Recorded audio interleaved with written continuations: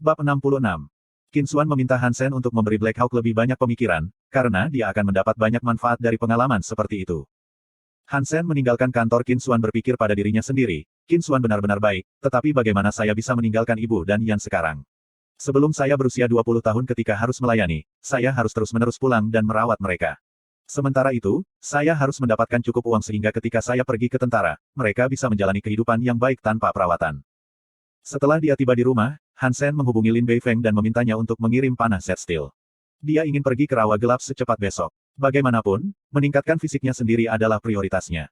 Yang Manli benar tentang fakta bahwa jiwa-jiwa binatang buas yang dimilikinya sekarang akan menjadikannya pemanah hebat. Dan saat ini, yang paling tidak ia miliki adalah panah jiwa buas yang baik. Sen, aku punya 10 panah penembak jitu dengan baja set 5%.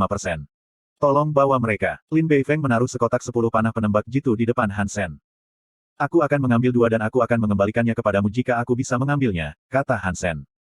Ambil semuanya. Anda bisa memberi saya bagian yang lebih besar dari daging makhluk mutan sebagai imbalan, akan lebih baik jika ada daging darah suci. Lin Beifeng tersenyum dan berkata. Jangan serakah. Yang bisa saya luang mungkin adalah 1 makhluk mutan. Anda dapat mengambil sisa panah kembali.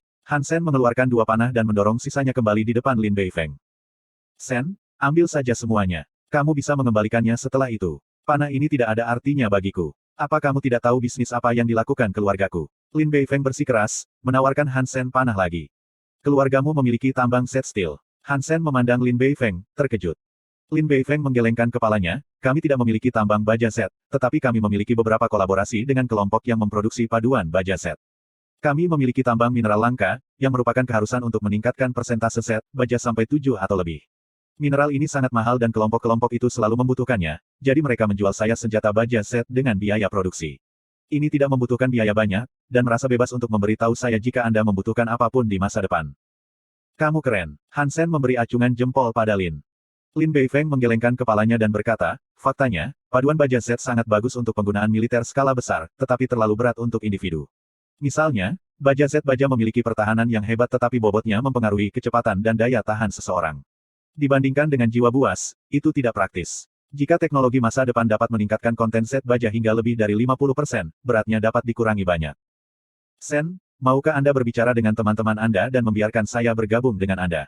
Saya bisa memberi mereka pasokan baja set, tanya Lin Beifeng. Sayangnya, tidak ada yang bisa saya lakukan, Han Sen tersenyum pada Lin Beifeng. Sebenarnya, kamu sangat kaya sehingga kamu bisa membentuk tim sendiri dan berbaris ke pegunungan. Makhluk mutan akan mudah didapat saat itu. Lin Beifeng tersenyum kecut, saya sudah mencoba, tetapi tidak semudah di Steel Armor Shelter seperti di tempat penampungan saya sebelumnya. Kekuatan militer Qin Xuan stabil dan tidak ada yang bisa menantang itu. Mereka yang dapat dibeli dengan uang berada di Son of Geng surga sudah. Meskipun saya kaya, saya tidak berani memprovokasi monster seperti Sterling Group. Bakat lainnya semuanya dikendalikan oleh Fish Guy. Jadi, tidak ada freelancer berbakat sama sekali. Saya pada dasarnya tidak punya tempat untuk menghabiskan uang. Han Sen mengangguk, dia juga merasa sangat tentang ini. Ketika dia diisolasi oleh Son of Heaven dan Qin Xuan, dia hampir tidak memiliki cara untuk bertahan hidup di Steel Armor Shelter. Han Sen berteleportasi ke Steel Armor Shelter dan menyelinap keluar di tengah malam, sehingga geng Son of Heaven tidak akan melihatnya. Membawa persediaannya, Han Sen mengambil jalan setapak yang kurang diinjak dan berbaris menuju rawa gelap. Yang lain melihat rawa sebagai neraka, tapi itu adalah surga bagi Han Sen yang memiliki jiwa binatang naga bersayap ungu. Tanpa kejutan atau risiko dalam perjalanan, Han Sen berhasil memasuki Dark Swamp. Dia tidak melihat seorang pun di dekat rawa, apalagi di rawa. Han Sen tidak mengambil risiko dan menemukan tempat dengan sama sekali tidak ada orang di sana sebelum dia memanggil kumbang hitam dan jiwa binatang naga bersayap ungu. Mengenakan sayap ungu dan baju besi emasnya, Han Sen memeriksa peralatannya lagi dan terbang menuju rawa gelap. Lingkungan Dark Swamp mirip dengan deskripsi poster. Memang ada sangat sedikit makhluk terbang. Sesekali dia melihat beberapa burung bangkai, yang dia bahkan tidak menggunakan panah. Jika ada burung yang berani mendekat, ia akan memotong menjadi 2 bagian dengan Shuro Katana. Ada banyak binatang buas dan serangga beracun di rawa. Setelah terbang kurang dari sehari, Han Sen melihat makhluk mutan. Itu adalah kodok 3 kaki yang kelihatan menyeramkan seukuran truk yang meringkuk di lumpur, tertutup benjolan dan memancarkan gas hijau. Han Sen tidak tertarik sama sekali. Bahkan jika dia membunuh makhluk ini, itu terlalu besar baginya untuk mengeluarkan dagingnya. Dan itu akan memakan waktu berbulan-bulan untuk menyelesaikan memakan daging, yang tidak sepadan untuk beberapa poin genomutan. Ini memang surga. Setelah terbang selama lebih dari 2 jam, Han Sen melihat makhluk mutan lainnya. Dikelilingi oleh sekelompok ular hitam dan putih, Raja Ular Merah Darah sedang berenang di alang-alang. Han Sen tidak mendekatinya tetapi melayang di udara, mengepakkan sayapnya yang besar. Ular-ular itu tidak memperhatikan kehadirannya sama sekali. Menarik keluar panah penembak jitu dari quiver, Hansen memasukkan benang ke lubang di nok panah dan mengarah ke Raja Ular panjang kaki. Tiba-tiba, Hansen menyipitkan matanya dan panah penembak jitu terbang melintas seperti baut kilat. Raja Ular Merah Darah baru saja membuka mulutnya, akan menelan makhluk seperti tikus. Tepat ketika itu membuka mulutnya, bayangan hitam menghilang di sana dan masuk ke perutnya, menusuk perutnya. Raja Ular tiba-tiba memutar tubuhnya kesakitan, mendesis putus asa. Ular hitam dan putih yang mengelilinginya semuanya menjadi gila, tetapi tidak dapat menemukan di mana musuh berada. Raja Ular berdarah banyak melalui perutnya yang tertusuk dan berhenti berjuang setelah beberapa saat. Raja Ular bergigi hantu mutan terbunuh. Tidak ada jiwa binatang buas yang didapat. Makan dagingnya untuk mendapatkan 0 hingga 10 poin geno mutan secara acak. Suara indah terdengar di benak Hansen. Dia bersemangat menarik benang dan menyeret tubuh Raja Ular bergigi hantu di udara. Benang itu tidak lebih tebal dari rambut, tetapi sebagai produk teknologi tinggi, benang itu sangat kuat dan dapat menghasilkan lebih dari 1 ton. Raja Ular bergigi hantu ini memiliki berat hanya puluhan pound dan dia dengan mudah menariknya. Bab 67. Hansen menemukan tempat yang aman, mengambil beberapa cabang dan membuat api. Merebus sepanci air, ia melemparkan beberapa potong daging Raja Ular ke dalam air dan dimasak perlahan. Ular itu tidak terlalu besar. Setelah direbus, hanya ada sekitar 2 mangkuk sup tersisa. Hansen menuang mereka keluar dari panci dan melahap dagingnya. Daging Raja Ular bergigi hantu dimakan. 1 poin geno mutan diperoleh. Setelah minum sup, Hansen mendapat poin geno mutan lain. Hansen mengeringkan sisa daging ular dan membuatnya menjadi brengsek daging untuk dibawa bersamanya. Meskipun ular itu tidak terlalu besar, dia tidak bisa menyelesaikannya sekaligus, jadi itu menjadi ransum ladangnya. Meout menggerogoti sepotong brengsek daging ular, yang tidak cukup untuk kucing, seperti kucing mengeong di Hansen lagi setelah menyelesaikannya, menggosok tubuhnya yang berbulu ke arahnya. Hansen mengambil Meout kembali. Makannya yang tak pernah puas akan membuatnya melahap seluruh ular. Terus terbang di dalam rawa, melihat berbagai binatang beracun dan serangga di bawah ini, Hansen merasa semakin bersemangat. Tempat itu penuh dengan harta karun, biasanya mudah menemukan makhluk mutan di mana manusia tidak bisa mencapainya. Hansen telah melihat 3 makhluk mutan dalam 2 hari. Selain dari Raja Ular, 2 makhluk lainnya terlalu besar sehingga dia tidak memburu mereka. Kecuali waktu istirahat yang diperlukan, Hansen terus bepergian. Tujuannya adalah hutan tempat tinggal sengat hitam mutan. 2 hari telah berlalu dan Hansen tidak beruntung. Yang dia lihat hanyalah makhluk mutan yang terlihat seperti buaya, tetapi pria itu lebih dari 10 meter dan sangat kuat. Hansen tidak repot dan terbang melewatinya. Pada hari kelima sejak Hansen memasuki Dark Swamp, dia akhirnya beruntung. Di danau yang tidak terlalu besar, airnya begitu jernih sehingga dasar danau bisa terlihat di bawah sinar matahari. Danau itu hanya sekitar 3 hingga 6 meter. Di danau, Hansen melihat sekelompok ikan perak besar, masing-masing sekitar 1 kaki panjang, dengan sirip punggung bergerigi yang membentang dari kepala ke ekor. Dan di antara kelompok-kelompok ikan perak, kadang-kadang ada 1 atau 2 ikan emas dengan ukuran yang sama, memancarkan sisik kemasan mereka di bawah sinar matahari. Hansen sangat senang bahwa dia hampir melompat. Ada 7 atau 8 ikan emas di danau dan mereka semua adalah makhluk mutan. Haha, rawa gelap benar-benar surga bagiku. Hansen mengambil kiamat dari punggungnya, menodongkan panah penembak jitu, dan menembaknya pada ikan emas di air. Panah sniper ditembakkan ke air di bagian belakang ikan emas. Dengan dentang, panah itu melesat ke samping, hanya menyisakan tanda putih pada skala emas, yang bahkan tidak tertusuk. Hansen cepat-cepat menarik panah sniper ke belakang dengan utas yang melekat padanya. Ikan emas yang sedang diserang tergila-gila di danau. Gagal menemukan musuh, ikan itu menjatuhkan beberapa ikan perak yang mati. Sirip punggung bergerigi di punggungnya begitu tajam sehingga mungkin bisa memotong baja. Hansen mengerutkan kening karena dia tidak menduga bahwa bahkan panah dengan baja Z5% tidak dapat menembus sisik ikan emas. Mempertimbangkan ukuran ikan emas, Hansen pasti bisa makan seluruh ikan per hari. Dengan begitu banyak ikan di sini, itu adalah kesempatan sempurna untuk meningkatkan poin gen mutannya. Aku butuh panah yang bagus, panah jiwa binatang buas, Hansen kesal. Jika dia memiliki panah jiwa binatang buas sekarang, dia bisa menembak semua ikan emas ini mati dalam waktu singkat. Hansen melayang di atas danau dan dengan hati-hati mengamati ikan emas ini. Setelah beberapa saat, matanya menyala. Dia terbang untuk memotong cabang panjang dan mengaduknya di dalam air. Ikan perak dan emas yang khawatir mulai berenang ke segala arah dengan cepat. Hansen sangat senang. Karena sirip punggung mereka terlalu kaku, ikan-ikan ini sulit menekuk tubuh mereka. Oleh karena itu, meskipun kecepatan mereka tinggi, mereka tidak bisa mengubah arah atau melompat. Hansen senang karena sekarang dia bisa mendekati danau dan tidak perlu khawatir diserang oleh ikan. Panah baja Z tidak bisa melukai ikan, tetapi ia memiliki katana yang lebih tajam daripada panah baja Z. Jika dia cukup dekat dengan seekor ikan, dia mungkin bisa membunuhnya dengan katana. Bagaimanapun, katana itu panjangnya 4 kaki dan dianggap sebagai senjata pendek. Oleh karena itu Hansen memotong cabang sepanjang 6 kaki setebal lengannya dan memperbaiki katana Shuro ke salah satu ujung cabang, membuat tombak panjang.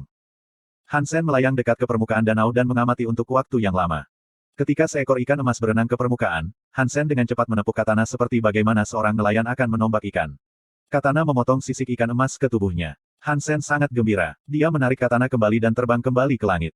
Lagi pula, katana terpaku pada dahan, jika ia terus bertarung dengan ikan emas, dahan yang rapuh mungkin pecah dan ia tidak ingin katana jatuh ke danau. Ikan emas yang terluka bergegas tergila-gila di air, melukai banyak ikan perak di jalannya. Segera, itu kehilangan kekuatannya dan melayang ke permukaan terbalik. Ikan todak mutan terbunuh. Tidak ada jiwa binatang buas yang didapat. Makan dagingnya untuk mendapatkan 0 hingga 10 poin gen mutan secara acak. Hansen mengeluarkan ikan yang mati dan sangat senang bahwa dia hampir mengerang keras. Dia memutuskan untuk menyerang ketika besinya panas dan menggunakan metode yang sama untuk berburu 3 ikan gergaji mutan sebelum matahari terbenam. Haha, 4 makhluk mutan dalam 1 hari. Ini adalah tanah keberkatanku. Hansen menemukan tempat yang aman di tepi danau dan memotong semua daging dari ikan todak mutan. Dia memasak sedikit dan menggunakan garam untuk mengawetkan sisanya. Daging ikan todak mutan dimakan. 1 poin geno mutan diperoleh.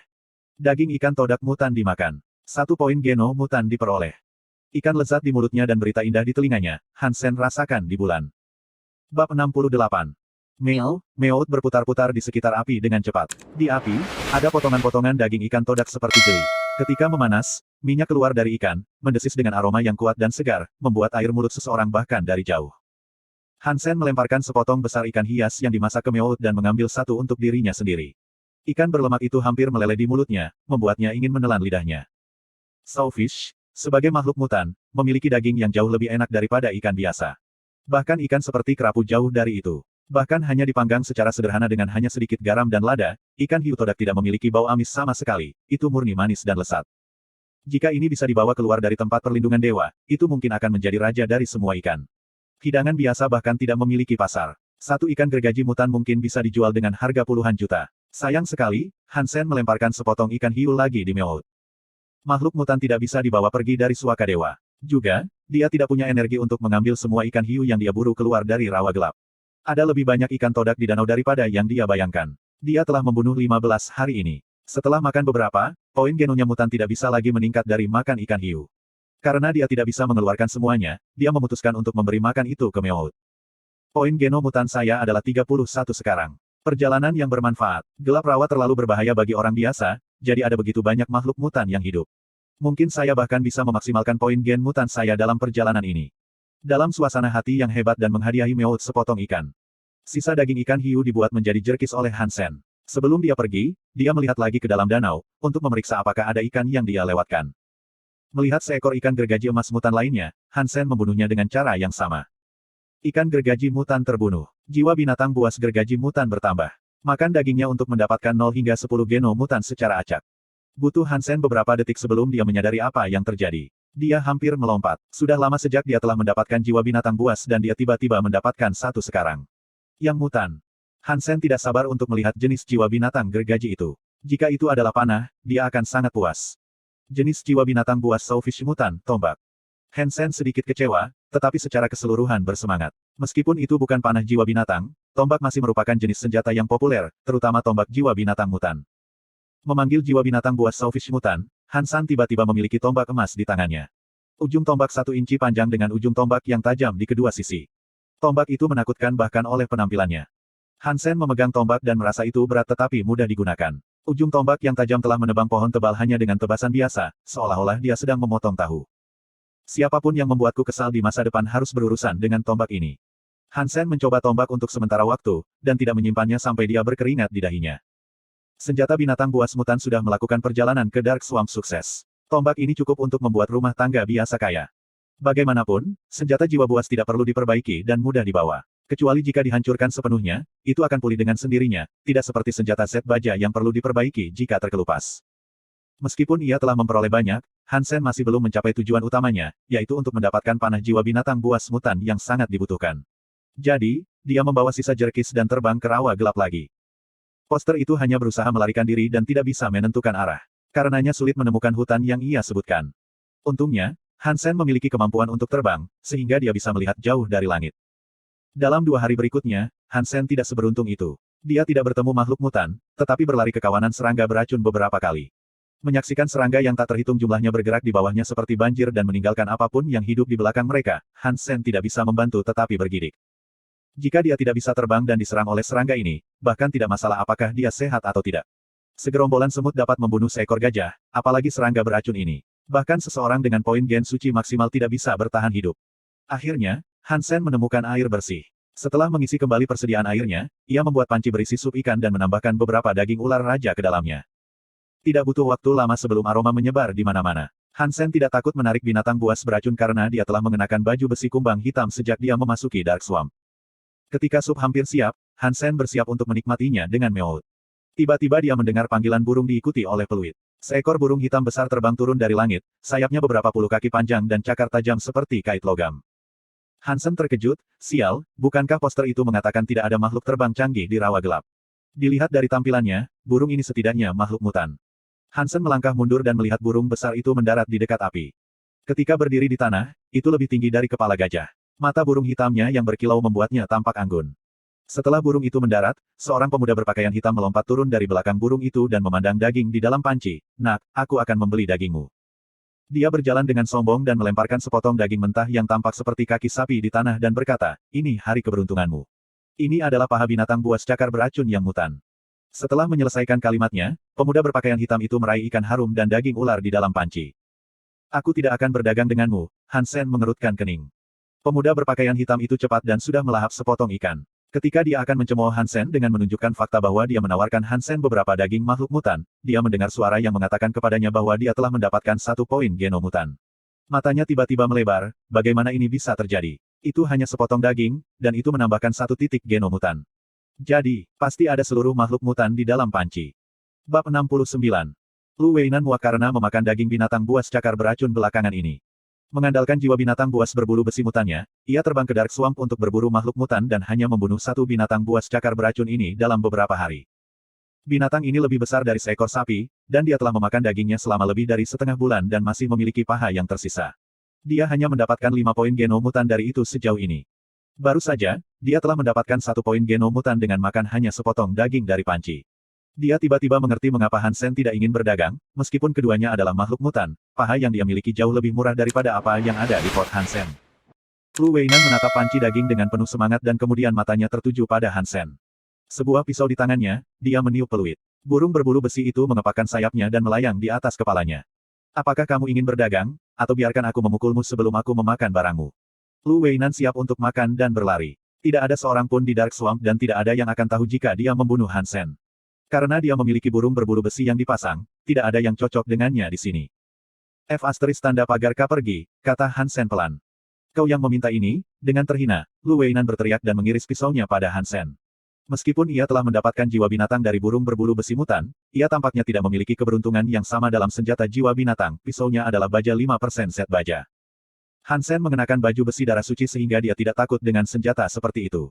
Dia bahkan tidak berubah bentuk menjadi pembunuh berdarah, tetapi hanya memanggil tombak ikan hias mutannya dan mengayunkannya ke pisau Lu. Retak. Tombak ikan hiu memotong pisau seolah terbuat dari tahu dan terus menusuk Lu. S asterisk tanda pagar T. Pikir Lu Weinan. Dia memutar kakinya seperti ular dan nyaris tidak lolos dari serangan Hansen.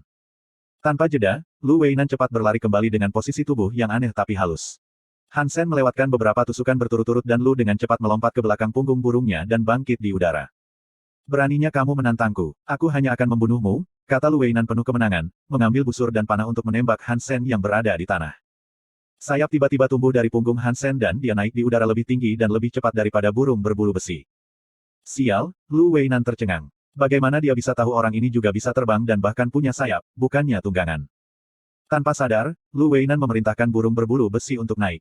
Bahkan jika apa yang Hansen miliki adalah sayap jiwa binatang buas mutan, dia tidak akan bisa terbang terlalu cepat atau terlalu tinggi. Burung berbulu besi harus bisa menyingkirkannya. Tetapi segera Lu Weinan mendapati dirinya benar-benar salah, musuhnya tidak hanya bisa terbang sangat tinggi, tetapi juga sangat cepat, menyusulnya dalam sekejap mata. Siapa monster ini? Sayapnya tidak mungkin darah suci, kan? Lu Weinan hampir menangis. Dia tidak berharap musuhnya begitu kuat. Dengan sayapnya dan baju besi emas dan tombaknya, Hansen terlihat lebih seperti malaikat daripada manusia. Setelah berhasil menyusul Lu Weinan, Hansen menyodok tombak padanya. Yang Lu inginkan hanyalah menabrak kepalanya sendiri di dinding. Kenapa dia mencoba melarikan diri di belakang burung berbulu besi? Sekarang dia bahkan tidak bisa menggunakan posisi tubuhnya. Duduk di atas burung itu, dia tidak punya tempat untuk bersembunyi. Jika dia bergerak, dia akan jatuh. Suara mendesing. Tombak itu menusuk pantat Lu Weinan, meninggalkan luka panjang, baju besi Lu yang lembut tidak menghentikan ujung tombak sama sekali. Saudaraku, tenanglah. Ini hanya kesalahpahaman. Lu Weinan berteriak dengan tergesa-gesa. Han Sen mengabaikannya dan menikamnya lagi, membuat luka simetris di sisi lain pantatnya. Darah mulai mengalir keluar dari luka. Kakak, paman, aku salah. Berhentilah mencolek atau aku akan mati. Aku menyerah, Lu Weinan berteriak sambil memohon belas kasihan. Han Sen mengabaikannya dan terus menusuk. Lu Weinan melihat tombak emas yang mengerikan dan bersinar itu dan berteriak, "Kakak, tolong pelan-pelan. Kami berdua laki-laki. Tidak ada gunanya jika kau membunuhku. Kau tahu aku punya gunung terbang, yang akan berguna untuk Anda jika Anda membutuhkan saya untuk menjalankan beberapa tugas untuk Anda." Aduh. Lu Weinan ditusuk lagi dan wajahnya menjadi pucat. Dia berdarah terlalu banyak dan dia akan mati sebelum lama. Dia menunduk memandang dirinya sendiri dan melihat bahwa dia mengenakan pakaian hitam di mana-mana. Lu merogoh pakaiannya dan merobek pakaian putihnya yang berlumuran darah. Sambil melambaikan pakaian dalam di satu tangan, dia menangis, "Kakak, jangan menyodok. Aku menyerah. Kita bisa berdiskusi. Benarkah kita memiliki kebijakan di aliansi untuk menawarkan perlakuan yang baik kepada para tawanan?" Han Sen diam sepanjang waktu. Lu Weinan berpikir Han Sen tidak bisa mendengarnya karena angin terlalu kencang dalam terbang. Karena itulah ia memikirkan cara universal untuk menyerah, mengibarkan bendera putih.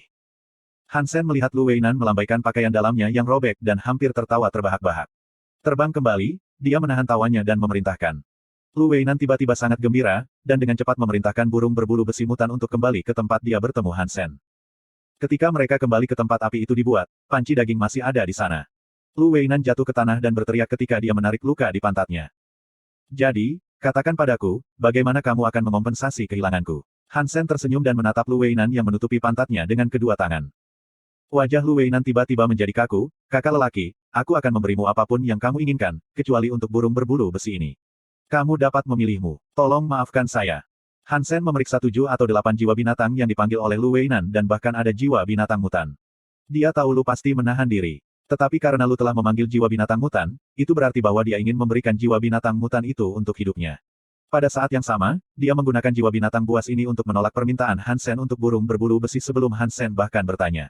Dia bergantung pada burung untuk bertahan hidup di sini dan tidak akan menyerah untuk dunia. Jiwa binatang buas mutan itu. Dan kamu, sebelum aku meninggalkan rawa gelap, kamu harus mengikuti perintahku. Han Sen mengira anak ini bisa berguna, juga Han Sen tidak ingin dia berkeliaran sendirian. Jika Lu menemukan hutan terlebih dahulu dan membunuh sengat hitam mutan, tujuan utama Han Sen dari perjalanan ini akan dikalahkan. Bab 70. Lu Weinan setuju, tetapi tetap waspada ketika dia memindahkan jiwa binatang mutan itu ke Han Sen, khawatir bahwa Han Sen akan membunuhnya begitu memiliki jiwa binatang. Untungnya, Han Sen tidak berusaha membunuhnya setelah menerima jiwa binatang buas mutan. Dia kembali ke api dan menggunakan cangkir untuk mengeluarkan sup. Yang mengejutkan Lu, Han Sen hanya mengambil sup dan tidak ada daging. Meskipun akan ada beberapa poin geno dalam sup, sebagian besar poin geno akan tetap ada dalam daging. Mengapa Han Sen hanya minum sup? Ketika Lu Weinan bingung, dia melihat Han Sen memanggil kucing hitam, dan memasukkan semua daging ke panci ke dalam mangkuk di depan kucing. Kucing hitam mengeong dan bergegas ke mangkuk, mulai melahap. Mulut Lu Weinan bergerak. Dia baru menyadari bahwa daging yang baru saja dia coba ambil dan bayar mahal untuk dijadikan makanan kucing. Dari mana orang ini berasal? Memberi makan daging makhluk mutan ke kucing, orang seperti apa yang akan melakukan itu? Lu Weinan sekarang benar-benar ingin membenturkan kepalanya ke dinding. Dia hanya mempertaruhkan hidupnya untuk makanan kucing. Memikirkan kucing itu, dia terkejut. Di antara semua jiwa buas yang dikenal manusia, hanya hewan buas jiwa yang perlu diberi makan, sedangkan tunggangan dan jenis lainnya tidak. Kucing Han Sen tentu saja bukan binatang biasa. Itu harus menjadi hewan peliharaan jiwa buas. Sekarang tidak banyak yang bisa memelihara binatang buas jiwa. Seekor binatang buas jiwa tidak memiliki kemampuan untuk bertarung pada awalnya dan harus diberi makan daging makhluk yang berbeda untuk tumbuh. Ketika telah berkembang ke tahap tertentu, itu akan berubah sekali, dan setelah transformasi itu akan memiliki kemampuan bertarung. Tetapi butuh terlalu banyak daging makhluk untuk hewan peliharaan jiwa buas untuk tumbuh sampai transformasi. Ada orang yang mencoba memberi makan hewan peliharaan jiwa binatang biasa dan primitif, tetapi kemampuan bertarung mereka tidak kuat setelah transformasi. Adapun hewan peliharaan mutan binatang buas, hampir tidak ada yang akan mencoba memberi makan mereka, karena mereka akan membutuhkan banyak daging makhluk mutan untuk berubah, jumlah yang cukup untuk membuat beberapa individu mencapai max geno mutan point. Siapa yang akan memberi makan itu kepada hewan peliharaan? Memikirkan hal ini, Lu Weinan pikir Han Sen memang orang yang mengesankan. Dia berpikir dalam hati, ini adalah seseorang yang mampu memberi makan hewan peliharaan binatang buas mutan. Dia harus menjadi penerus beberapa keluarga yang kuat untuk menerima perhatian dan pelatihan seperti itu. Kakak laki-laki, siapa namamu? Lu Weinan bertanya sambil tersenyum, ingin mencari tahu tentang latar belakang Han Sen. Kamu tidak tahu saya. Han Sen agak terkejut mendengar pertanyaan itu. Dia merasa aneh karena Lu Weinan tidak mengetahui dari baju besinya bahwa dia adalah dolar. Bahkan setelah melihat sayapnya, Lu masih tidak mengenalinya, yang berarti Lu benar-benar tidak tahu tentang dolar. Kita pernah bertemu sebelumnya. Lu Weinan memandang Han Sen dengan bingung, salah mengerti jawaban Han Sen. Tidak, Han Sen terus minum supnya. Lu Weinan tiba-tiba mengerti bahwa Han Sen mengatakan bahwa dia seharusnya mengenali Han Sen, yang berarti Han Sen adalah seseorang yang terkenal, yang meyakinkan Lu bahwa Han Sen berasal dari keluarga terkemuka, atau dia tidak akan membuat pernyataan sombong seperti itu. Tiba-tiba Lu memandang Han Sen dengan lebih bersemangat. Han Sen hanya berpikir bahwa dolar begitu viral di Skynet sehingga kebanyakan orang seharusnya sudah mendengar tentang dia. Kapan kamu datang ke Dark Swamp? Han Sen memandang Lu Weinan dan bertanya. Lu Weinan menjadi sangat antusias dan memberitahu Han Sen semua yang dia tahu. Han Sen akhirnya tahu mengapa Lu Weinan belum mendengar tentang dolar. Pria muda ini belum pernah berteleportasi kembali sejak dia memasuki tempat perlindungan dewa setahun yang lalu. Sepertinya dia melakukannya dengan cukup baik untuk dirinya sendiri. Han Sen memandang Lu, terkejut. Dia tidak bisa percaya bahwa Lu Weinan akan sangat mampu. Lu Weinan tahu apa yang dipikirkan Han Sen dari penampilannya. Dia tersipu dan cepat-cepat berkata, kami orang Lus mengkhususkan diri dalam mempraktikkan posisi tubuh. Tidak ada yang bisa dibandingkan dengan kami di bidang ini. Meskipun saya sendiri yang sederhana tidak memiliki kemampuan khusus, saya akan senang untuk membawa obor. Sejak saya masuk tempat suci, saya telah mendorong batas saya sampai saya mencapai ambang batas transendensi. Bersikaplah singkat. Han Sen menatapnya dengan dingin. Ahem, kenyataannya adalah, kita orang Lus memiliki keterampilan hebat untuk melarikan diri yang diturunkan dalam keluarga dan kita tahu bagaimana melarikan diri dari bahaya. Lu Weinan berdeham dan berkata. Han Sen sekarang ingat bahwa posisi tubuh Lu Weinan memang aneh. Jika Lu Weinan tidak melarikan diri ke langit menggunakan unggasnya dan kehilangan keuntungannya, Han Sen tidak yakin apakah dia bisa menyakiti Lu. Selama sebulan kamu tinggal di Dark Swamp, pernahkah kamu melihat hutan di mana pohon-pohonnya sangat tinggi tetapi jarang, dan di bawah pohon-pohon ada bunga? Tanya Han Sen. Lu Weinan memikirkannya dan kemudian menggelengkan kepalanya, aku belum melihat tempat seperti itu. Aku tidak berpikir ada pohon-pohon tinggi di rawa gelap. Tidak tahu apakah Lu Weinan telah mengatakan yang sebenarnya, Han Sen tidak bertanya lagi. Dia beristirahat sebentar, dan menabrak jalan lagi dengan Lu setelah fajar. Luka Lu Weinan pada puntung belum pulih. Untungnya, dia punya gunung terbang, jadi dia baik-baik saja. Setiap kali ketika saatnya makan, Lu Weinan akan menatap Han Sen memberi makan meout dengan sepotong ikan kering demi sepotong dan mendesah diam-diam, merasa dirinya lebih rendah dari kucing. Mungkin keberuntungan akhirnya datang. Pada akhir hari, ketika Lu mengeluh bahwa mereka tidak melihat makhluk mutan tunggal sepanjang hari, Han Sen melihat lebah hitam seukuran kepalan tangan di rumput. Stinger hitam. Han Sen terkejut dan dengan cepat memberi isyarat kepada Lu Weinan untuk tetap diam dan menonton lebah dari sini. Awasi lebah beracun. Jangan ganggu, dan jangan biarkan dia pergi begitu saja, kata Han Sen dan terbang ke langit untuk melihat-lihat, seperti yang sering berkabut di rawa gelap. Dia tidak melihat pepohonan tinggi atau sarang lebah dalam jarak 20 mil. Tampaknya sarang penyengat hitam tidak dekat. Ikuti dan kita mungkin dapat menemukan sarangnya, pikir Han Sen ketika dia terbang ke sisi Lu Weinan dan mengisyaratkan dia untuk diam-diam mengikuti penyengat hitam. Lu Weinan menebak apa yang ingin dilakukan Han Sen, dan keduanya diam-diam mengikuti penyihir hitam itu. Untungnya, mereka berdua bisa terbang, jadi tidak begitu sulit untuk bersaing dengan penyengat hitam. Mengikuti penyengat hitam, mereka terbang puluhan mil, dan mulai melihat semakin banyak penyengat hitam. Tak lama, Han Sen tiba-tiba melihat pohon besar berdiri di rawa. Di bawah kanopi tergantung sarang lebah hitam besar seukuran balon udara panas. Bab 71. Segerombolan sengatan hitam terbang keluar dan masuk ke sarang dan setidaknya ada puluhan ribu di antaranya, membuat Han Sen dan Lu Weinan ketakutan. Kakak, kamu tidak bermaksud membunuh semua lebah ini, kan? Sepertinya mereka semua adalah makhluk primitif. Ada begitu banyak dari mereka dan mereka bisa terbang. Sulit bagi kita untuk keluar dengan selamat, Lu Weinan menelan dan berkata. Han Sen senang melihat pohon-pohon tua yang menjulang dan bunga-bunga di tanah. Dia berpikir, poster itu tidak berbohong. Memang ada tempat seperti itu. Setelah menonton sebentar, Han Sen berkata kepada Lu Weinan, ayo pergi lebih jauh. Lu Weinan harus mengikuti Han Sen. Mereka tidak berani mendekati sarang, jadi mereka terbang tinggi di langit. Ladang bunga itu panjangnya puluhan mil dan ada pohon-pohon tinggi di mana-mana. Ada sarang lebah besar di hampir setiap pohon. Tidak ada yang tahu ada berapa banyak sengatan hitam di daerah ini. Menakutkan hanya untuk memikirkannya. Segera setelah itu, Han Sen melihat pohon raksasa yang tingginya 2 kali lebih tinggi dari yang lainnya. Sarang lebah di pohon raksasa ini seukuran kastil, dan ada warna merah pekat menyengat seukuran merpati yang terbang masuk dan keluar dari waktu ke waktu. Lu Weinan memandangi sarang dengan bersemangat dan berkata, apakah lebah merah itu semua makhluk mutan? Berapa banyak dari mereka yang harus ada? Han Sen juga sedikit tercengang. Poster itu mengatakan dia telah melihatnya. Meskipun Han Sen menduga seharusnya ada lebih dari satu, dia tidak memprediksi bahwa akan ada seluruh sarang mereka. Pasti ada jiwa binatang buas di antara begitu banyak sengatan hitam mutan. Han Sen bersemangat, menyadari bahwa sulit untuk menangani begitu banyak sengatan hitam mutan pada saat yang sama. Jarum stinger hitam mutan itu berwarna merah darah dan setidaknya 2 inci panjangnya. Itu terlihat sangat tajam juga. Tidak ada yang bisa menolak racun jika disengat. Bagaimanapun, mereka adalah makhluk mutan. Hansen tidak ingin bergantung pada baju zirah suci sepenuhnya. Begitu zirah itu ditusuk, ia akan mempertaruhkan nyawanya. Satu-satunya fakta yang beruntung adalah bahwa sarang lebah primitif terdekat adalah 1 mil jauhnya, sehingga sengatan hitam primitif tidak berani terlalu dekat dengan daerah ini.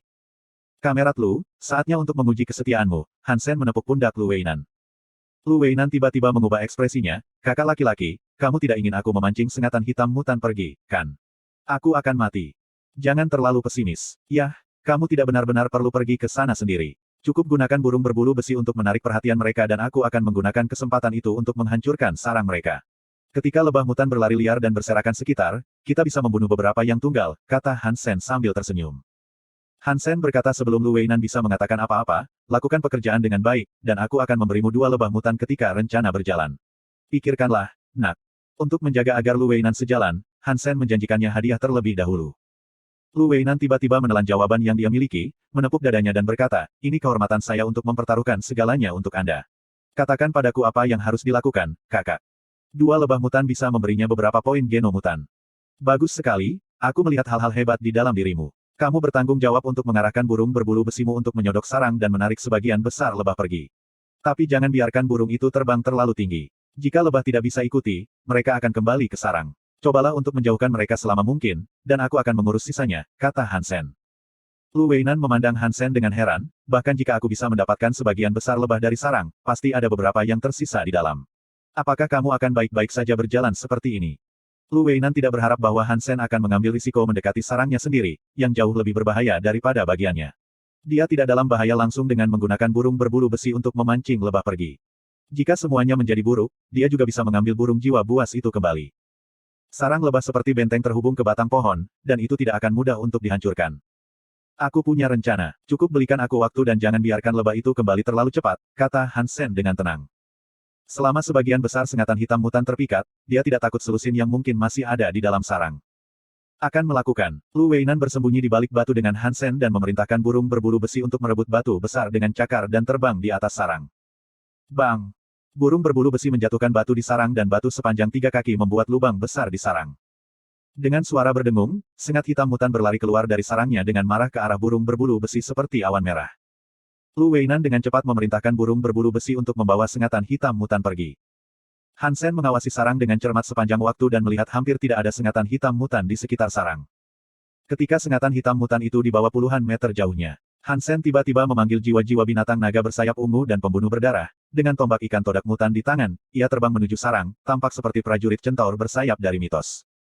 Hampir hanya dalam sekejap mata, Hansen melemparkan dirinya ke sarang, menghancurkan sarang dengan buruk. Mengayunkan tombak menjadi badai, dia merobek sarangnya seolah-olah terbuat dari kertas. Beberapa sengatan hitam mutan berusaha menyerangnya, tetapi semua terbunuh dengan tombak dalam waktu singkat. Tidak ada yang bisa menghentikannya.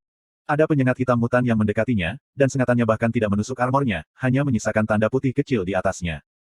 Lu Weinan terkejut. Dia tahu Hansen kuat tetapi tidak menyadari Hansen memiliki jiwa binatang yang begitu besar. Ketika separuh yang lebih baik dari sarang lebah besar telah dihancurkan oleh Hansen, seekor lebah berukuran 2 kali lipat dari seekor mutan terbang keluar, seluruh tubuhnya transparan seperti kristal merah. Saat lebah terbesar ini terbang keluar, semua lebah mutan yang terpikat oleh burung semua terbang kembali ke sarang, seolah-olah mereka bisa merasakan sesuatu. Hati-hati, semua lebah sudah kembali, itu mungkin ratu mereka, Lu Weinan meraung. Bab 72. Hati Lu Weinan bergetar, kawanan itu hanya sekitar 600 kaki dari Hansen. Dengan kecepatan lebah, mereka bisa kembali dalam hitungan detik. Selain itu, lebah ratu, yang bisa menjadi darah suci, menatap Hansen. Situasinya sangat kritis. Melihat lebah ratu yang terbang di atas, Hansen menyipitkan matanya, melangkah mundur dan melemparkan tombak ikan hiu itu ke sana. Sang ratu terlalu cepat dan menghindari tombak dari jarak dekat. Ketika Lu Weinan meratapi kehilangan itu, sosok emas agung Hansen bergegas untuk menghadap sang ratu, memotong katana yang berkilau di lebah ratu. Katana itu begitu cepat sehingga bahkan lebah ratu darah suci tidak bisa menghindarinya dan dipotong menjadi 2 bagian oleh Hansen. Stinger hitam darah suci terbunuh. Tidak ada jiwa buas yang didapat. Makan dagingnya untuk mendapatkan 0 hingga 10 poin genus suci secara acak. Dengan suara yang luar biasa itu, Hansen melesat ke langit tanpa jeda. Gerombolan itu mengejar Hansen ke langit, tetapi tidak bisa menyusulnya atau terbang lebih dari setengah mil di atas tanah. Hansen berbalik dengan indah dan membuat lingkaran besar sebelum dia kembali ke sisi Lu Weinan. Lu Weinan sangat terkesan. Dari menghancurkan sarang lebah hingga membunuh ratu hingga menyingkirkan kerumunan, gerakan Han Sen begitu halus dan bersih sehingga dia merasa seperti sedang menonton film laga. Luar biasa, sangat luar biasa. Lu Weinan memberi jempol pada Han Sen. Dia tulus. Hanya rutinitasku, Han Sen tertawa tetapi tetap memperhatikan kawanannya. Dia tidak punya waktu untuk mengeluarkan tubuh ratu lebah, tapi itu baik-baik saja. Sarangnya dihancurkan dan ratu terbunuh. Tawon ini akan melewati fase kacau, yang akan menjadi peluang terbaik Han Sen. Benar saja, setelah menderita pukulan besar, gerombolan itu berantakan. Banyak sengatan hitam mutan telah meninggalkan kawanan. Kamu terus melecehkan kawanan itu dengan burungmu yang berbulu besi, dan aku akan pergi memburu satu stingers hitam. Han Sen mengepakkan sayapnya dan mendekati seekor stinger hitam mutan yang terbang menjauh dari Swam. Meskipun waktunya berubah bentuk sudah habis, Han Sen masih bisa menggunakan Gladestorm dengan Surakatana untuk membunuh penyengat mutan hitam. Baru saja dia hanya bisa membunuh penyengat darah hitam suci dengan satu pukulan karena dia menggunakan kekuatan Gladestorm untuk memotong pinggangnya yang rapuh. Stinger hitam mutan terbunuh. Tidak ada jiwa buas yang didapat. Makan dagingnya untuk mendapatkan 0 hingga 10 poin geno mutan secara acak. Meskipun dia belum mendapatkan jiwa binatang buas, Han Sen tidak khawatir sama sekali karena ada setidaknya ribuan sengatan hitam mutan di sini dan dia pasti akan mendapatkan jiwa binatang buas cepat atau lambat. Mengambil kembali sengatan hitam yang mati, Han Sen langsung memberikannya kepada Lu Weinan. Dia tidak mau repot mempersiapkan tubuh. Karena sengatan hitam beracun, hanya bagian tubuh yang bisa dimakan dan sisanya harus dihilangkan. Meskipun tidak ada yang sulit, itu cukup merepotkan. Han Sen terus terbang keluar untuk membunuh lebih banyak sengat hitam tunggal. Dengan kolaborasi dengan Lu, Han Sen memburu lebih dari 20 jari hitam dalam sehari. Satu-satunya kasihan adalah bahwa Han Sen masih belum mendapatkan jiwa binatang buas. Han Sen tidak terburu-buru. Burung berbulu besi itu terus-menerus melecehkan lebah, yang menyulitkan mereka untuk membangun kembali sarang mereka. Kedua pria itu punya cukup waktu untuk berburu. Selama beberapa hari, Han Sen telah berburu sengatan hitam mutan. Pada hari keempat, ia akhirnya mendengar suara berkata, stinger hitam mutan terbunuh. Jiwa binatang stinger hitam mutan bertambah. Makan dagingnya untuk mendapatkan 0 hingga 10 poin geno mutan secara acak. Akhirnya, Han Sen berpikir dalam ekstasi, meskipun tidak menunjukkannya di wajahnya atau memanggil jiwa binatang penyengat hitam. Dia tidak ingin orang lain melihat panah penembakan dolar dan dengan demikian menghubungkan Han Sen dengan dolar. Stingers hitam mutan ini sudah cukup. Kita tidak bisa membawa lebih banyak. Pada hari kelima, Han Sen telah berburu hampir 80 stingers mutan hitam. Han Sen memberi Lu Weinan 2 sengat hitam mutan yang telah dijanjikannya. Lu menggunakan burung itu untuk memancing gerombolan itu beberapa kali dan telah melakukan pekerjaan dengan baik. Han Sen cukup puas. Besar, Lu Weinan mengangguk, menyesal tidak meminta lebih dari sengatan hitam mutan. Han Sen memiliki lusinan dari mereka dan yang dia dapatkan hanyalah 2. Namun meski begitu, itu adalah perjalanan yang hebat, jauh lebih baik daripada keuntungannya sendiri di Dark Swamp. Gunakan burung berbulu besi untuk mengusir lebah sekali lagi dan aku akan mengambil tubuh ratu, kata Han Sen. Lu Weinan dengan cepat mengangguk, dan Han Sen mengambil kembali 2 bagian dari ratu lebah. Lu iri menyaksikan Han Sen meletakkan mayat itu. Tidak tahu apakah ratu lebah adalah darah suci, dia masih menginginkannya.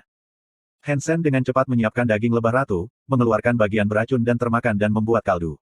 Menyantapnya, Han Sen mendengar suara itu 4 kali. Daging stinger hitam darah suci dimakan. 1 poin geno suci didapat. Daging stinger hitam darah suci dimakan. 1 poin geno suci didapat. Sang ratu stinger hitam telah berkontribusi 4 poin geno suci lainnya. Ini adalah akhir dari kolaborasi kami. Kamu berhati-hati. Han Sen mengambil sengatan hitam mutannya sendiri dan bangkit untuk pergi. Hari-hari ini dia makan banyak sengatan hitam mutan dan sekarang memiliki 47 poin geno mutan. Dengan 4 poin geno sakral dari ratu, poin geno sakralnya sekarang 29. Itu adalah perjalanan yang bermanfaat dan sekarang dia perlu menyiapkan sengat hitam mutan yang dia miliki dan menukarnya dengan uang tunai. Saudaraku, bisakah kita terus berkolaborasi? Aku akan mengikuti petunjukmu. Tidak ada pertanyaan. Lu Weinan dengan cepat bangkit dan berkata. Dia telah merasakan manisnya kolaborasi ini dan juga mempercayai Han Sen. Dia tidak akan pernah menderita kerugian dari bekerja dengan orang seperti itu. Melihat Lu Weinan, Han Sen merenung dan berkata, saya tidak punya banyak waktu untuk berburu bersama. Jika saya merekrut orang untuk bergabung dengan saya akan mengikatkan selembar kain dengan nama saya di atasnya ke pohon bengkok di pohon. Sisi barat Steel Armor Shelter. Jika Anda tertarik untuk berpartisipasi, pergi saja ke Zephyr Valley dan tunggu saya. Saudaraku, kamu belum memberitahuku siapa namamu. Lu Weinan dengan cepat bertanya. Kembalilah dan pergilah di Skynet. Kamu akan mengetahuinya. Han Sen tersenyum, mengambil paketnya sendiri dan terbang pergi. Bab 73. Han Sen kembali ke Steel Armor Shelter, mengharapkan masalah dari Qin Xuan karena dia telah menghilang selama berhari-hari. Namun, dia tidak melihat Qin Xuan sama sekali. Bukan hanya Qin Xuan, hampir tidak ada orang di jalanan. Seluruh shelter armor baja tampak kosong. Akhirnya melihat seorang pria bergegas melalui jalan, Han Sen cepat melangkah maju dan bertanya, teman, apa yang terjadi? Di mana semua orang? Ini kamu, Asfreyak. Pria itu mengenali Han Sen pada pandangan pertama. Han Sen menggosok hidungnya sendiri, sobat, bisakah kau memberitahuku kemana semua orang pergi? Pria itu sangat santai. Dia tersenyum dan berkata kepada Han Sen, di mana mereka bisa pergi. Ke arena bela diri tentu saja. Kontes seni bela diri tahun ini telah dimulai. Orang-orang membicarakannya di Suaka Dewa dan di semua planet di aliansi. Anda tidak perlu tidak tahu tentang itu. Ahem, aku sakit baru-baru ini dan hampir melewatkan acara yang hebat. Bisakah aku mendaftar sekarang? Han Sen bertanya. Haha, kau pasti bersembunyi dari putra surga, pria itu tersenyum. Cepat, kamu masih bisa datang. Terima kasih banyak atas informasinya, Han Sen berterima kasih pada lelaki itu dan berlari kembali ke kamarnya sendiri. Menyingkirkan paket yang penuh dengan sengatan hitam mutan, dia bergegas ke cincin bela diri di tempat penampungan. Tidak ada keraguan bahwa cincin bela diri adalah bangunan paling megah di tempat penampungan. Itu tampak seperti Kolosseum di Roma dan dapat menampung setidaknya 100.000 penonton. Apa yang berbeda dari Kolosseum adalah bahwa itu dibuat dengan logam, yang membuatnya terlihat seperti monster baja. Han Sen berlari ke gerbang cincin bela diri. Ada sebuah gerbang setiap 60 kaki di sekitar cincin perang bundar dan masing-masing dari mereka dapat digunakan untuk mengakses cincin itu. Sekarang, hampir semua orang di Steel Armor Shelter sudah berada di ring bela diri. Han Sen memilih gerbang secara acak dan meletakkan telapak tangannya di gerbang logam, di mana serangkaian angka tiba-tiba muncul. 88.888. Han Sen terkejut dan kemudian menyadari ini pasti kodenya karena dia harus menjadi orang ke-88.888 yang memasuki cincin bela diri. Kontes seni bela diri juga diatur sesuai dengan kode-kode ini. Hanya mereka yang memasuki cincin bela diri untuk pertama kalinya akan diberi nomor ini. Jadi lain kali dia masuk, tidak akan ada nomor kedua. Saat gerbang logam terbuka, Han Sen melewati jalan setapak yang terasa seperti terowongan. Ketika dia keluar, dia berada di tempat yang lebih besar dari tempat penyelenggaraan Olimpiade. Stand penuh dengan orang. Di atas ring terapung sebuah prasasti kristal besar penuh dengan kelompok kode. Ada 100 kode di masing-masing kelompok, yang berarti 100 orang ini diatur dalam pertandingan yang sama. Han Sen telah belajar di sekolah bahwa kontes seni bela diri di setiap tempat penampungan beroperasi secara otomatis dan manusia tidak dapat ikut campur di dalamnya. Babak penyisihan dilakukan dalam kelompok yang terdiri dari 100 orang, dan hanya yang terakhir yang bertahan di atas panggung yang memenuhi syarat untuk pergi ke babak berikutnya. Ini memang seleksi yang ketat. Karena begitu banyak orang yang mendaftar, pertandingan itu hanya datang ke grup 50 sesuatu pada hari ketiga babak penyisihan, jadi Han Sen mungkin tidak perlu melakukan apa-apa sampai besok. Han Sen melihat sekeliling, mencari Qin Xuan dan yang lainnya. Sebelum dia bisa menemukan Qin Xuan, dia bertemu dengan geng Son of Heaven. Jangan biarkan aku melihatmu dalam kelompokku. Atau kamu akan mati. Luo Tianyang menatap Han Sen dengan dingin. Terakhir kali mereka bertemu, dia ketakutan oleh Han Sen, yang memalukan baginya.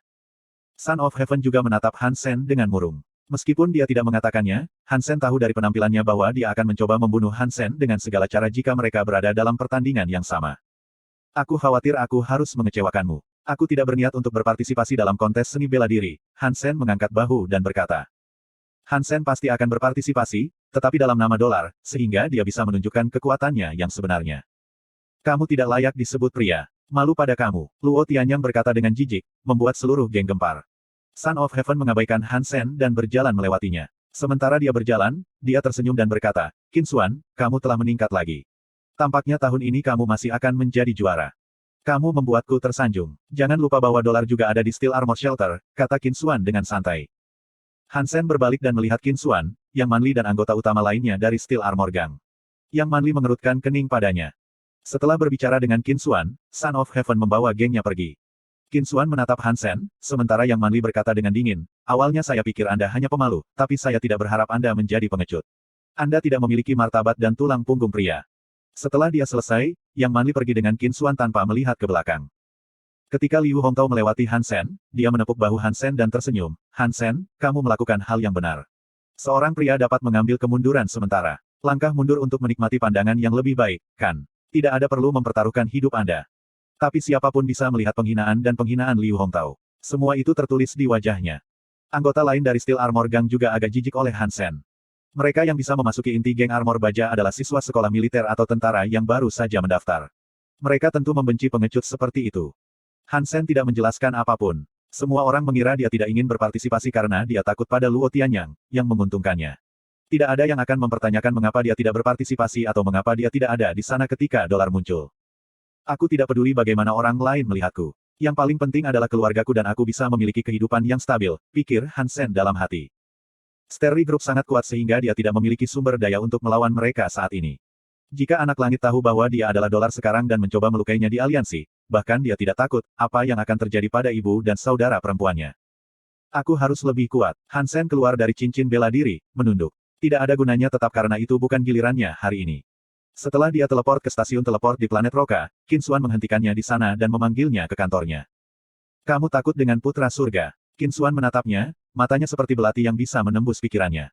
Iya, Hansen mengangguk, dia harus takut. Mendengar jawaban Hansen, Qin Xuan tidak menunjukkan kekecewaan tetapi terus bertanya, karena keluargamu. Bab 74. Terkejut, Hansen memandang ke Qin Xuan. Dia tersenyum dan berkata, dengarkan aku, ajukan permohonan ke Black Hawk. Jika kau bisa diterima, aku jamin bahwa putra surga tidak akan berani menyentuh keluargamu. Bagaimana kamu bisa menjamin itu? Hansen menatapnya. Setiap kali kita bertempur, saya mencatat dan mengamati data tempur Anda. Saya bisa memberitahu Anda dengan pasti bahwa Anda memiliki bakat untuk menjadi penembak jitu atau pemanah yang hebat. Waktu dan prediksi lawan Anda luar biasa, kata Qin Xuan. Hansen tidak berbicara. Kata-kata pujian ini bukan yang ingin dia dengar. Di ketentaraan, selain sebagai kepala stasiun, saya juga bertanggung jawab untuk mengatur pasukan khusus. Saya pikir Anda adalah seseorang yang saya butuhkan. Selama Anda bergabung dengan pasukan, keluarga Anda bisa mendapatkan perlindungan dari militer. Saya bisa memberitahu Anda pasti bahwa jika Anda menjadi anggota pasukan, anak surga tidak dapat menggunakan cara melanggar hukum apapun untuk menyakiti keluarga Anda, kata Qin Xuan. Namun, prasyaratnya adalah kamu harus diterima di Black Hawk. Baru setelah itu aku bisa menominasikanmu untuk bergabung dengan pasukan. Hansen tidak segera menjawab Qin Xuan, tetapi merenung sejenak. Dia menatapnya dan bertanya, apakah mungkin bagi Anda untuk memberitahu saya sifat dari pasukan ini? Tidak, jawab Qin Xuan tanpa ragu sedikit pun. Beri aku sedikit waktu, aku perlu memikirkannya, kata Hansen. Tentu, saya masih punya waktu. Pikirkanlah. Qin Xuan tersenyum dan tampak sangat percaya diri. Hansen meninggalkan stasiun teleportasi, kembali ke rumah dan beristirahat selama sehari. Dia kembali ke tempat perlindungan dewa pada sore berikutnya. Hansen dengan sengaja mengelilingi baja armor shelter sebelum dia mengenakan baju sirah sakralnya dan pergi ke tempat perlindungan, menarik banyak perhatian orang. Wow, itu dolar sendiri. Haha, dolar muncul. Dolar malaikatku ada di sini. Di antara semua orang di suaka dewa pertama, hanya dolar yang menjadi idola saya. Seluruh steel armor shelter menjadi hit. Meskipun semua orang tahu dolar ada di sana, mereka masih terkejut melihat dolar muncul. Hansen tidak berbicara, tetapi berjalan menuju aula bela diri. Segera, di belakangnya berkumpul banyak orang. Beberapa yang sudah berpartisipasi dalam kontes kembali ke aula bela diri mengikuti Hansen. Mereka semua ingin melihat dolar bertarung secara langsung. Babak penyisihan hampir selesai dan hanya ada beberapa orang di tribun. Namun, aula bela diri menjadi penuh lagi segera setelah Hansen tiba. Hansen memeriksa prasasti bela diri dan ada dua kelompok lagi di depannya. Dia kemudian menemukan kursi depan untuk duduk. Tidak butuh waktu lama untuk Son of Heaven, Fish Guy dan Qin Xuan tiba. Mengamati Hansen dengan cermat, Putra Langit akan membunuhnya jika mereka sendirian. Dolar, bisakah kita bicara? Qin Xuan mendekati Hansen dan bertanya. Apa itu? Hansen menjawab dengan suara serak. Saya ingin mengundang Anda untuk bergabung dengan Steel Armor Gang dan Anda dapat mengajukan syarat apapun, kata Qin Xuan. Yang Manli berkata di samping, jika Anda bersedia bergabung dengan Bullseye, saya akan memberikan posisi pemimpin tim kepada Anda. Anda akan menjadi pemanah yang sempurna. Maaf, aku tidak tertarik bergabung dengan Steel Armor Gang atau menjadi pemanah, jawab Hansen.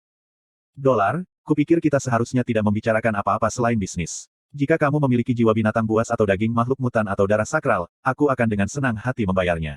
Misalnya, jiwa binatang dari pembunuh berdarah, Fish Guy juga mendekati Hansen.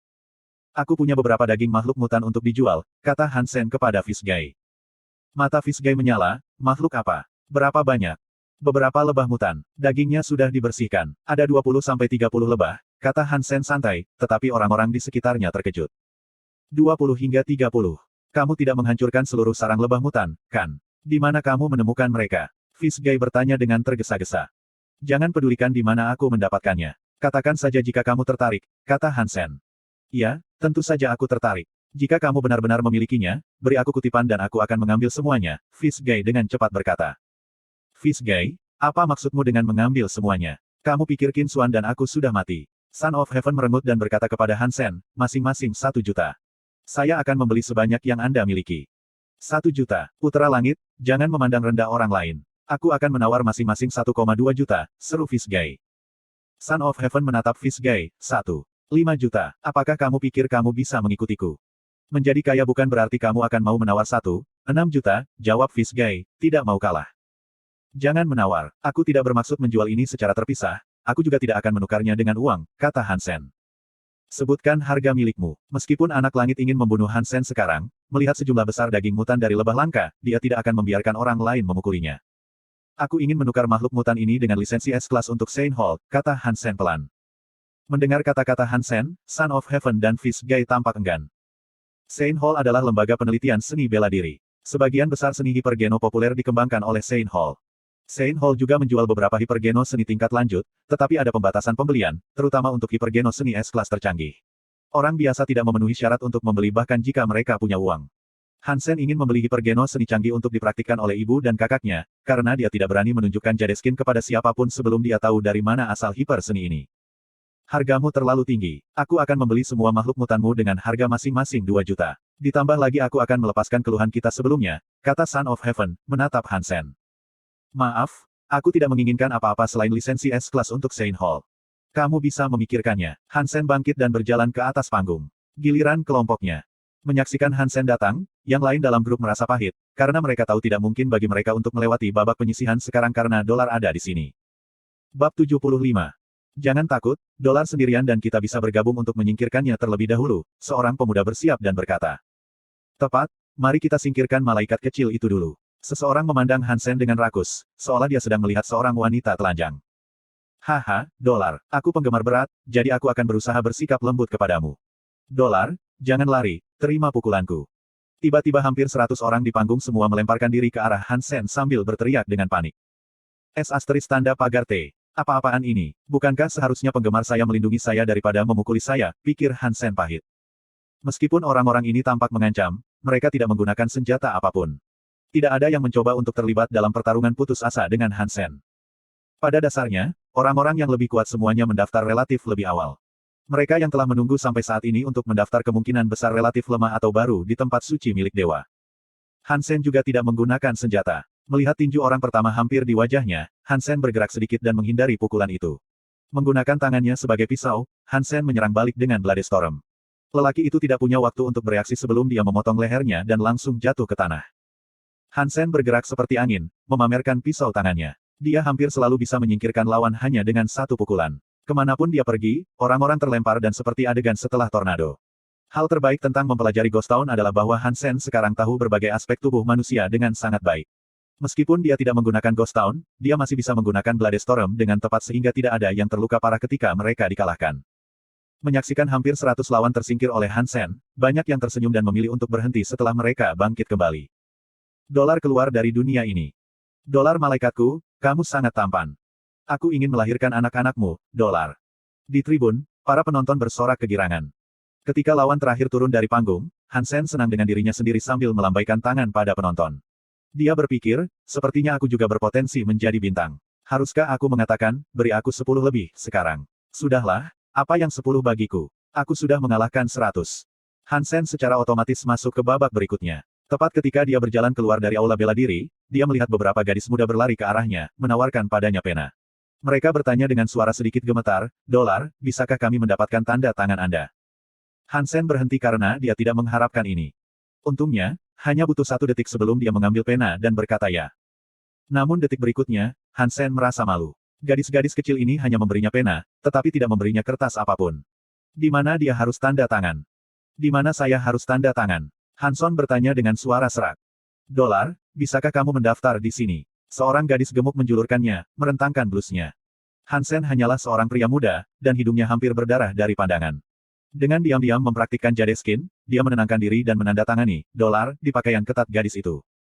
Dolar, Dolar, masuk di sini, semakin banyak gadis yang berdesakan, berebut. Beberapa bahkan menjulurkan pantatnya untuk ditandatangani. Setelah menandatangani beberapa, Hansen berbalik dan melihat dirinya dikelilingi oleh kerumunan. Seorang pria yang tingginya hampir 6 kaki mengangkat lengan dan melenturkan otot-ototnya pada Hansen, menangis dengan suara teredam, Dolar, tolong tanda tangani di sini. Hansen akhirnya keluar dari aula bela diri, dan terkejut melihat putra surga, Fish Guy dan Qin Xuan menunggunya di sana. Dolar, selain lisensi untuk membeli di bagian S-Class, apakah kamu mempertimbangkan opsi lain? Aku bisa menukar jiwa binatang buas mutan dan uang denganmu, kata Fish Guy. Maaf, aku tidak akan mempertimbangkan hal lain, kata Hansen. Putra surga berdiri di pinggir dan tidak berbicara. Meskipun dia memiliki apa yang diinginkan Hansen, dia tidak mau menukarnya dengan daging makhluk mutan. Jika itu adalah makhluk suci darah, itu mungkin berbeda. Dolar, Jika kamu memiliki 30 makhluk mutan, aku akan membuat kesepakatan denganmu. Bagaimana kamu ingin melanjutkan? Tanya Qin Xuan. Jika Anda mempercayai saya, Anda dapat terlebih dahulu mentransfer lisensi kepada saya dan saya akan mengirimkan barang kepada Anda nanti. Jika tidak, kita bisa menjadwalkan waktu secara pribadi untuk berdagang secara langsung, jawab Han Sen. Oke, mari kita jadwalkan waktu itu. Saya perlu waktu untuk mendapatkan Anda lisensi pembelian S-Class, kata Qin Xuan. Bagus, Han Sen mengangguk. Kalau begitu mari kita bicarakan hal itu dalam perjalanan kembali. Qin Xuan berpikir untuk meminta gengnya membersihkan jalan bagi Han Sen. Setelah membuat janji dengan Qin Xuan, Han Sen sudah berada di luar Steel Armor Shelter. Dia berterima kasih kepada Qin Xuan, memanggil sayap untuk terbang ke pegunungan dan segera menghilang. Han Sen tidak meragukan kemampuan Qin Xuan untuk datang dengan lisensi S-Class. Bagaimanapun, Sein Hall adalah semi-militer. Dengan latar belakang militernya yang mendalam, seharusnya mudah baginya untuk mendapatkan lisensi. Setelah berjalan-jalan di pegunungan untuk sementara waktu, Han Sen menggunakan identitasnya sendiri untuk kembali ke tempat penampungan. Dia kembali ke kamarnya dan membungkus kembali daging 30 stingers hitam mutan dalam sebuah tas, siap untuk berdagang dengan Qin Xuan besok. Sisa daging stinger hitam dikeringkan oleh Han Sen. Dia tidak berencana untuk menjualnya karena dia akan menyimpannya untuk Meout. Transaksi itu sangat lancar. Han Sen mendapatkan lisensi S-Class dan berteleportasi keluar dari Suaka Dewa. Dia ingin membeli hipergeno seni canggih untuk dipraktikkan ibu dan saudara perempuannya. Kembali ke rumah, Han Sen login di Skynet dan memasuki situs Sein Hall. Menggunakan lisensi S-Class, Han Sen memasuki komunitas online resmi Sein Hall, yang tidak dapat diakses oleh kebanyakan orang. Dia kemudian memasuki bagian paling maju, bagian S-Class. Ada banyak seni hipergeno di bagian S-Class. Meskipun konten mereka tidak dapat diramban, ada penjelasan rinci tentang masing-masing. Han Sen hati-hati membaca deskripsi. Setiap lisensi hanya bisa digunakan untuk membeli satu hypergeno art, jadi dia harus berpikir hati-hati. Sengatan hitam mutan hanya bisa dijual sekali ini, karena nilainya akan menurun jika ada terlalu banyak di pasar. Bahkan jika Han Sen berburu lebih banyak sengatan hitam mutan, tidak ada yang mau menggunakan lisensi S-Class untuk berdagang untuk mereka lagi. Bab 76. Hanya dengan membaca deskripsi, Han Sen sudah merasa bersemangat. Kecuali untuk mereka yang memiliki prasyarat tinggi dan hanya bisa dipraktikkan oleh mereka yang berevolusi atau berstatus lebih tinggi, Han Sen menginginkan setiap hipergeno seni yang terdaftar di sana. Sayangnya, satu lisensi hanya dapat digunakan untuk membeli satu hypergeno art. Han Sen ingin memilih satu yang meletakkan fondasi untuk kebugaran yang lebih baik untuk saudara perempuannya. Dengan seni geno yang sangat, Han Yan tidak akan kalah dengan siswa sekolah mewah itu. Dia bahkan akan lebih baik daripada mereka, karena bahkan sekolah-sekolah mewah tidak menawarkan hipergeno yang sedemikian canggih kepada para siswa. Akhirnya, Han Sen dengan hati-hati memilih dan membeli hipergeno seni bernama Malaikat Suci. Menurut uraiannya, hipergeno seni ini akan membantu meningkatkan semua jenis gen dan telah diuji untuk waktu yang lama. Latihannya mulus dan tidak melibatkan banyak risiko, jadi sangat bagus untuk meletakkan fondasi. Banyak yang telah mempraktekannya telah melihat dampak besar. Seni gener yang hiper ini memenuhi semua persyaratan Han Sen. Mudah untuk berlatih dan memiliki risiko rendah. Ada banyak yang telah mempraktikkannya juga. Jadi, bahkan jika orang-orang memperhatikan bahwa ibu dan saudara perempuannya sedang berlatih malaikat suci, mereka tidak akan terkejut. Han Sen mengunduh tutorial malaikat suci dan memeriksanya. Dia terkejut melihat bahwa seni gen S-Class hiper ini masih tidak sebagus Jadeskin-nya.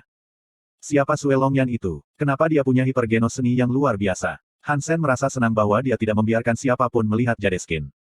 Malaikat suci dan Jadeskin serupa, sehingga tidak perlu bagi Han Sen untuk berlatih malaikat suci juga. Jika seseorang bertanya kepadanya tentang seni gen apa yang sedang ia praktikkan, ia bisa menjawab malaikat suci, yang merupakan alasan lain mengapa ia membelinya, akan sangat sulit bagi seseorang untuk memberitahu Jadeskin dari malaikat suci. Han Sen menyingkirkan tutorial malaikat suci dan pergi ke Saint Paul untuk menjemput Han Yan.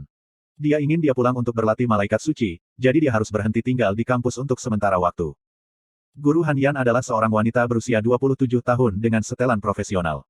Di bawah rok selututnya, stoking berwarna daging benar-benar memamerkan kakinya yang panjang. Rambutnya ditarik ke belakang dan mengenakan kacamata berbingkai kawat. Meskipun dia terlihat sopan dan penuh pesona wanita dewasa, Han Sen tahu betul bahwa dia sudah berada di Suaka Dewa kedua, yang merupakan standar minimum untuk para guru di Saint Paul. Kamu saudara Han Yan, Ku Wange sedikit mengernyit pada Han Sen. Ya, Mes, saya ingin Anda memberi Yan libur beberapa hari, kata Han Sen. Ku Wange merasa tidak senang dan berkata dengan jijik, di mana orang tuamu? Mengapa mereka tidak datang? Mereka sangat sibuk. Aku sudah cukup umur dan bisa dianggap sebagai salah satu wali Yan. Kamu bisa memberitahuku jika kamu memiliki sesuatu untuk dikatakan, kata Han Sen. Ku Wange berkata dengan belak-belakan, untuk apa pendidikan orang tuamu? Apakah mereka pikir semuanya akan berhasil jika mereka mengeluarkan uang dan mengirim putri mereka ke sekolah yang mahal? Sekolah sudah mulai cukup lama sekarang, tetapi orang tuamu belum. Aku pernah ke sini atau bertanya tentang studinya. Apakah mereka tahu apa yang dibutuhkan Han Yan? Aku sangat menyesal, Bu. Kami memiliki banyak hal dalam keluarga. Ini kesalahan kami. Apakah ada yang terjadi pada Yan? Hansen bertanya dengan cemas. Menggelengkan kepalanya, Ku Wange berkata dengan agak pahit, Han Yan baik-baik saja. Dia adalah gadis yang berbakat dan akan melakukan jauh lebih baik jika dia bisa menggunakan solusi dan perawatan nutrisi canggih. Sekarang, dia hanya menggunakan paket solusi nutrisi biasa dan tidak ada dokter yang ditugaskan kepadanya, yang telah mempengaruhi nilainya. Karena orang tuamu mengirimnya ke Saint Paul, apakah mereka akan membiarkan ini terjadi hanya untuk menghemat uang? Keluarga-keluarga yang mampu membayar uang sekolah Santo Paulus harus memiliki puluhan atau ratusan juta dalam rekening mereka. Ku Wange tidak menyadari bahwa keluarga Hansen mungkin kekurangan uang. Hansen tahu apa yang dia katakan. Solusi nutrisi tidak dapat memperbaiki gen seseorang seperti yang dilakukan oleh daging makhluk di tempat perlindungan dewa, tetapi itu dapat menawarkan semua nutrisi yang dibutuhkan oleh tubuh manusia. Dalam hal ini, itu juga bisa meningkatkan kebugaran seseorang, meskipun tidak sebesar dagingnya. Semakin maju larutan nutrisi, semakin banyak manfaat yang bisa didapat dari penelitian dan tubuh seseorang. Hansen telah menggunakan beberapa ketika dia masih kecil, tetapi ketika keluarganya turun, dia harus berhenti. Seorang dokter adalah seseorang yang bertanggung jawab untuk mengkondisikan tubuh siswa. Jika ada kecelakaan dalam proses belajar, dokter akan segera mengkondisikan tubuh siswa dan menggunakan metode ilmiah untuk menjaga siswa selalu dalam kondisi terbaiknya.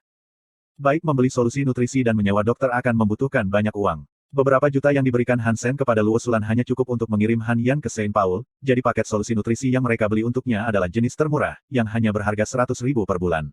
Karenanya hasilnya tidak ideal. Tabib dan peralatan pengkondisian yang digunakan Han Yan digunakan bersama di sekolah.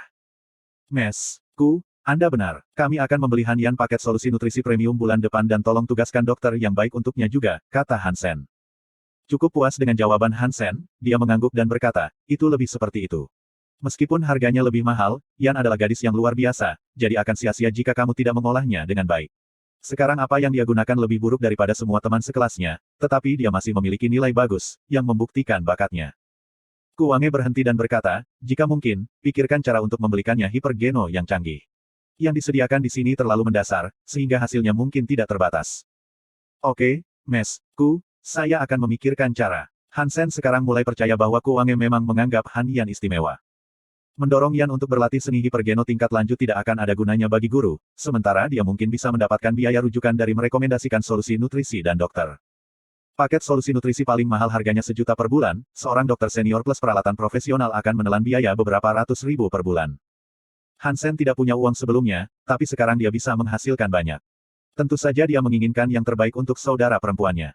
Ku Wange menyingkirkan barang-barangnya dan berdiri, ayo pergi. Yan harus segera keluar dari kelas. Ayo jemput dia dan aku akan mengantarmu pulang. Hansen mengatakan tidak perlu, tapi Ku Wange jelas melihatnya sebagai remaja. Han Yan sangat senang melihat Hansen, tapi dia ingat untuk menyambut gurunya dengan sopan sebelum dia berlari ke pelukan kakaknya. Memegang Han Yan di tangannya, Hansen mengikuti Ku Wange keluar dari sekolah. Di gerbang sekolah, dia melihat dua orang yang akrab melambai ke arah mereka. Bagian bawah formulir. Bab 77. Salah satu wajah yang dikenalnya adalah Fang Jingqi. Hansen tidak pernah melihatnya lagi sejak bermain tangan merah dengannya dan terkejut melihatnya di sini hari ini. Adapun orang lain, Hansen merasa ingin melihatnya di suatu tempat, tetapi pria itu mengenakan jaket kerah tinggi, topi dan kacamata hitam besar, yang membuat Hansen sulit untuk mengatakan siapa dia. Pria yang memakai kacamata hitam itu melambai pada mereka, tetapi Hansen segera menemukan bahwa pria itu tidak melambai padanya, tetapi di Ku Wange. Begitu Hansen dan Ku Wange keluar dari gerbang sekolah, Fang Jingqi dan temannya datang. Pria yang memakai kacamata hitam itu mulai berbicara dengan Ku Wange segera.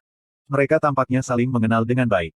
Fang Jingqi enggan tersenyum pada Hansen. Hansen, aku tidak menyangka akan bertemu denganmu di sini. Siapa gadis kecil yang cantik ini? Ini adikku Han Yan, aku datang menjemputnya. Aku akan membiarkan kalian berbicara, kata Hansen. Kau tidak datang dengan pesawat terbang. Biarkan aku memberimu tumpangan, kata Ku Wange ketika dia melihat Hansen pergi ke stasiun Maglev dengan Han Yan di tangannya. Lelaki berkacamata itu berkata dengan enggan, karena kalian semua saling kenal, mari makan malam bersama. Aku tidak akan mengganggumu. Aku punya beberapa tugas yang harus dilakukan, jadi aku akan kembali dulu. Kita hanya akan menggunakan kereta, kata Hansen. Tidak mungkin, orang tuamu keterlaluan. Ku Wange tidak melihat Hansen sebagai orang dewasa. Memang, usianya baru sekitar 17 dan masih muda dan cantik, yang membuatnya tampak lebih seperti remaja daripada pria. Kamu dan Yan bisa ikut dengan kami makan dulu, dan aku akan mengantarmu pulang. Sebagai seorang guru, Ku Wange adalah sosok yang berwibawa, tidak menerima jawaban tidak. Hansen, sejak Ku mengatakan seperti ini, bergabung saja dengan kami untuk makan malam. Kita semua adalah teman, kan? Fang Jingqi tersenyum dan memberi nasihat. Sepertinya dia tiba-tiba punya ide. Faktanya, Han Sen tidak akan menolak karena Ku Wange telah menjemput Yan dan berjalan menuju pesawatnya. Pria berkacamata itu tampak agak tidak senang, tetapi dia tidak berani menunjukkannya di depanku. Han Sen dan Han Yan berada di pesawatku, sementara pria berkacamata itu berada di pesawat Fang. Tepat ketika dia duduk, pria berkacamata itu bertanya pada Fang Jingqi, "Jingqi, siapa anak itu? Mengapa Wange begitu peduli padanya?" "Bocah itu adalah mainan anak laki-laki yang disukai banyak wanita. Mungkin Wange juga menyukainya," kata Fang Jingqi dengan wajah lurus.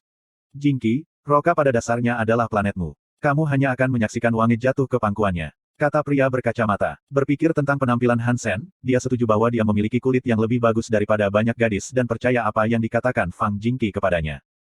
Faktanya, Han Sen hanya memiliki kulit yang bagus karena dia berlatih jadeskin. Apa yang bisa saya lakukan? Mereka berdua orang dewasa yang suka sama suka, jadi saya tidak bisa mengalahkan anak itu untuk itu. Saya khawatir Wange juga tidak akan membiarkan saya. Fang Jingqi mengangkat bahu dan berkata, "Kamu pria yang sangat lemah. Tunggu dan lihat bagaimana aku menakuti dia tanpa benar-benar menyakitinya." Pria berkacamata itu melengkungkan bibirnya dan berkata. Dia melepas kacamata hitamnya dan kebetulan dia adalah Tang Zhenliu, yang kelima di antara 10 terpilih tahun lalu. "Bagus, aku akan melihat bagaimana kamu melakukannya," kata Fang Jingqi dengan kilau yang mencurigakan di matanya. Dia berpikir, "Berat, kamu telah memberiku banyak masalah akhir-akhir ini. Aku akan membiarkanmu sedikit menderita untuk meredakan amarahku. Han Sen adalah lawan yang tangguh dan aku akan melihat bagaimana kamu ditakuti olehnya." Sejak Fang Jingqi menderita di tangan Han Sen terakhir kali, dia takut pada Han Sen. Namun, kali ini, dia bisa menggunakan Han Sen untuk membuat Tang Zhenliu menderita. Tang Zhenliu adalah sesuatu yang cukup, tetapi Fang Jingqi masih bisa membuat prediksi yang benar tentangnya. Namun, dia benar-benar kehilangan kepercayaan dirinya saat bermain tangan merah dengan Han Sen. Jika Tang Zhenliu dan Han Sen bertengkar, Fang Jingqi tidak berpikir bahwa Han Sen akan menang. Tetapi jika itu hanya permainan yang dimainkan di meja makan, Fang Jingqi percaya Tang Zhenliu akan sengsara. Fang Jingqi juga ingin melihat Tang Zhenliu benar-benar dikalahkan oleh Han Sen, sehingga Tang tidak akan membual tentang dirinya sepanjang hari, seolah-olah semua orang harus menyembahnya karena dia adalah terpilih. Tempat yang mereka tuju adalah klub eksklusif untuk para bangsawan dan bangsawan. Han Sen dan Yan tidak memenuhi syarat untuk masuk, tetapi karena sisa pesta semua VIP di sana, mereka bisa menjadi plus. Di dalam kamar pribadi, Tang Zhenliu melepas kacamata hitam dan topinya, tersenyum dan mengulurkan tangan ke Han Sen. "Belum memperkenalkan diriku. Namaku Tang Zhenliu." Tang berpikir dalam hati sambil tersenyum, "Tang Zhenliu sang bintang ada di sini. Kamu pasti terpana dengan namaku. Akan lebih bagus jika kamu dan kakakmu kebetulan adalah penggemarku dan meminta tanda tanganku." "Namaku Han Sen." Han Sen menjabat tangannya dan berkata, tidak terkesan. Dia memang mengenali Tang Zhenliu, tapi dia tidak terlalu tertarik pada bintang. Dia selalu sibuk mencari nafkah, dan tidak punya waktu untuk mengumpulkan informasi tentang bintang-bintang. Itu sebabnya dia tidak terpukul bintang sama sekali. Tang Zhenliu merasa bingung. Bahkan jika Han Sen bukan penggemar, dia masih harus memiliki reaksi yang lebih besar dari itu. Tapi dia bertindak seolah-olah dia baru saja melihat orang yang lewat. Apakah dia orang asing? Dia tidak mengenalku. Aku, Tang Zhenliu. Tang ingin meraih Han Sen dan memberitahu anak itu namanya lagi. Satu-satunya alasan dia tidak melakukannya adalah Ku Wange yang duduk di meja. Fang Jingqi hampir tertawa terbahak-bahak, dia secara alami tahu apa yang dipikirkan Tang. Segera pelayan membawa mereka berbagai makanan dan minuman yang terlihat mahal. Han Sen dan Han Yan belum pernah memiliki semua ini sebelumnya. Karena itu adalah makanan orang lain, Han Sen makan tanpa sopan santun dan meletakkan makanan enak ke piring Yan dari waktu ke waktu. Yan tidak bermesraan seperti kakaknya, tetapi juga menikmati makanannya cukup banyak. Ku Wange tidak senang dengan kekasaran Han Sen, tetapi semakin menyukai Han Yan. Untungnya, Han Yan dikirim ke Saint Paul dan dijadikan muridku. Atau gadis yang baik seperti dia akan dihancurkan oleh keluarganya. Ku Wange diam-diam bertekad untuk mengajar Yan dengan baik dan menjauhkannya dari kakaknya. Bab 78. Minum tanpa permainan. Minum selalu sedikit membosankan. Bagaimana kalau kita memainkan permainan kecil? Hanya butuh beberapa saat sebelum Tang Zhenliu menyarankan permainan. Permainan minum. Kami punya anak di sini. Ku Wange memutar matanya ke arah Tang. Tang mengedip pada Fang Jingqi dan yang terakhir tersenyum dan berkata, "Wange, jangan khawatir. Tidak ada yang berlebihan. Kami ramah anak-anak di sini." Fang Jingqi berbalik untuk bertanya pada Tang, "Bagaimana dengan tangan merah?" Ketika Fang Jingqi mengatakan kata-kata ini, Han Sen sedikit terkejut. Dia berpikir bahwa Fang sedang berusaha menjebaknya, tetapi pada kenyataannya, sepertinya dia menjebak Tang Zhenliu.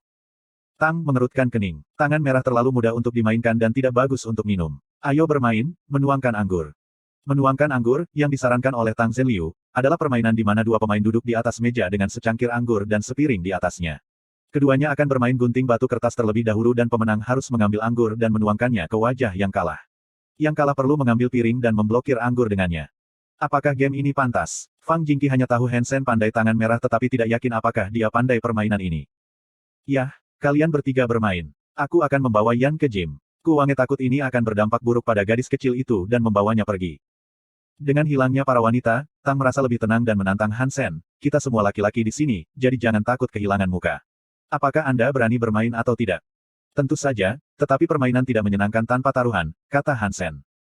Mendengar jawaban Hansen, Fang Jingqi sangat senang. Dia berpikir dalam hati, sepertinya Hansen percaya diri. Tang, kamu akan membodohi dirimu sendiri. Aku akan mencatat betapa menyedihkannya kamu dan menunjukkannya kepadamu jika kamu berani membual tentang dirimu lagi. Tang juga gembira atas jawaban Hansen. Dia berpikir, untungnya anak ini tidak tahu siapa aku, atau dia bahkan tidak berani bermain denganku, apalagi untuk menyarankan taruhan. Apa taruhannya? Tang Zhenliu pura-pura dicadangkan. 100.000 per putaran. Hansen hanya khawatir tentang uang untuk membayar solusi nutrisi dan Dr. Yan, lebih dari 1 juta per bulan hanya di luar rata-rata rumah tangga. Dia bahkan tidak memiliki nomor untuk bulan pertama di akunnya dan harus menjual daging makhluk mutan kembali di Suaka Dewa untuk datang dengan itu. Tapi yang tersisa hanyalah sengatan hitam mutan, dan dia tidak benar-benar ingin menjual lebih banyak setelah 30 yang dia jual ke Qin Xuan. Jika makhluk yang sama muncul terlalu sering, nilainya akan turun dan orang mungkin berpikir itu mudah untuk berburu makhluk itu. Jadi, Hansen tidak berniat untuk menjual sengatan hitam mutan lagi kecuali dia harus. Bagus, aku benar-benar suka bermain dengan orang yang lurus seperti kamu.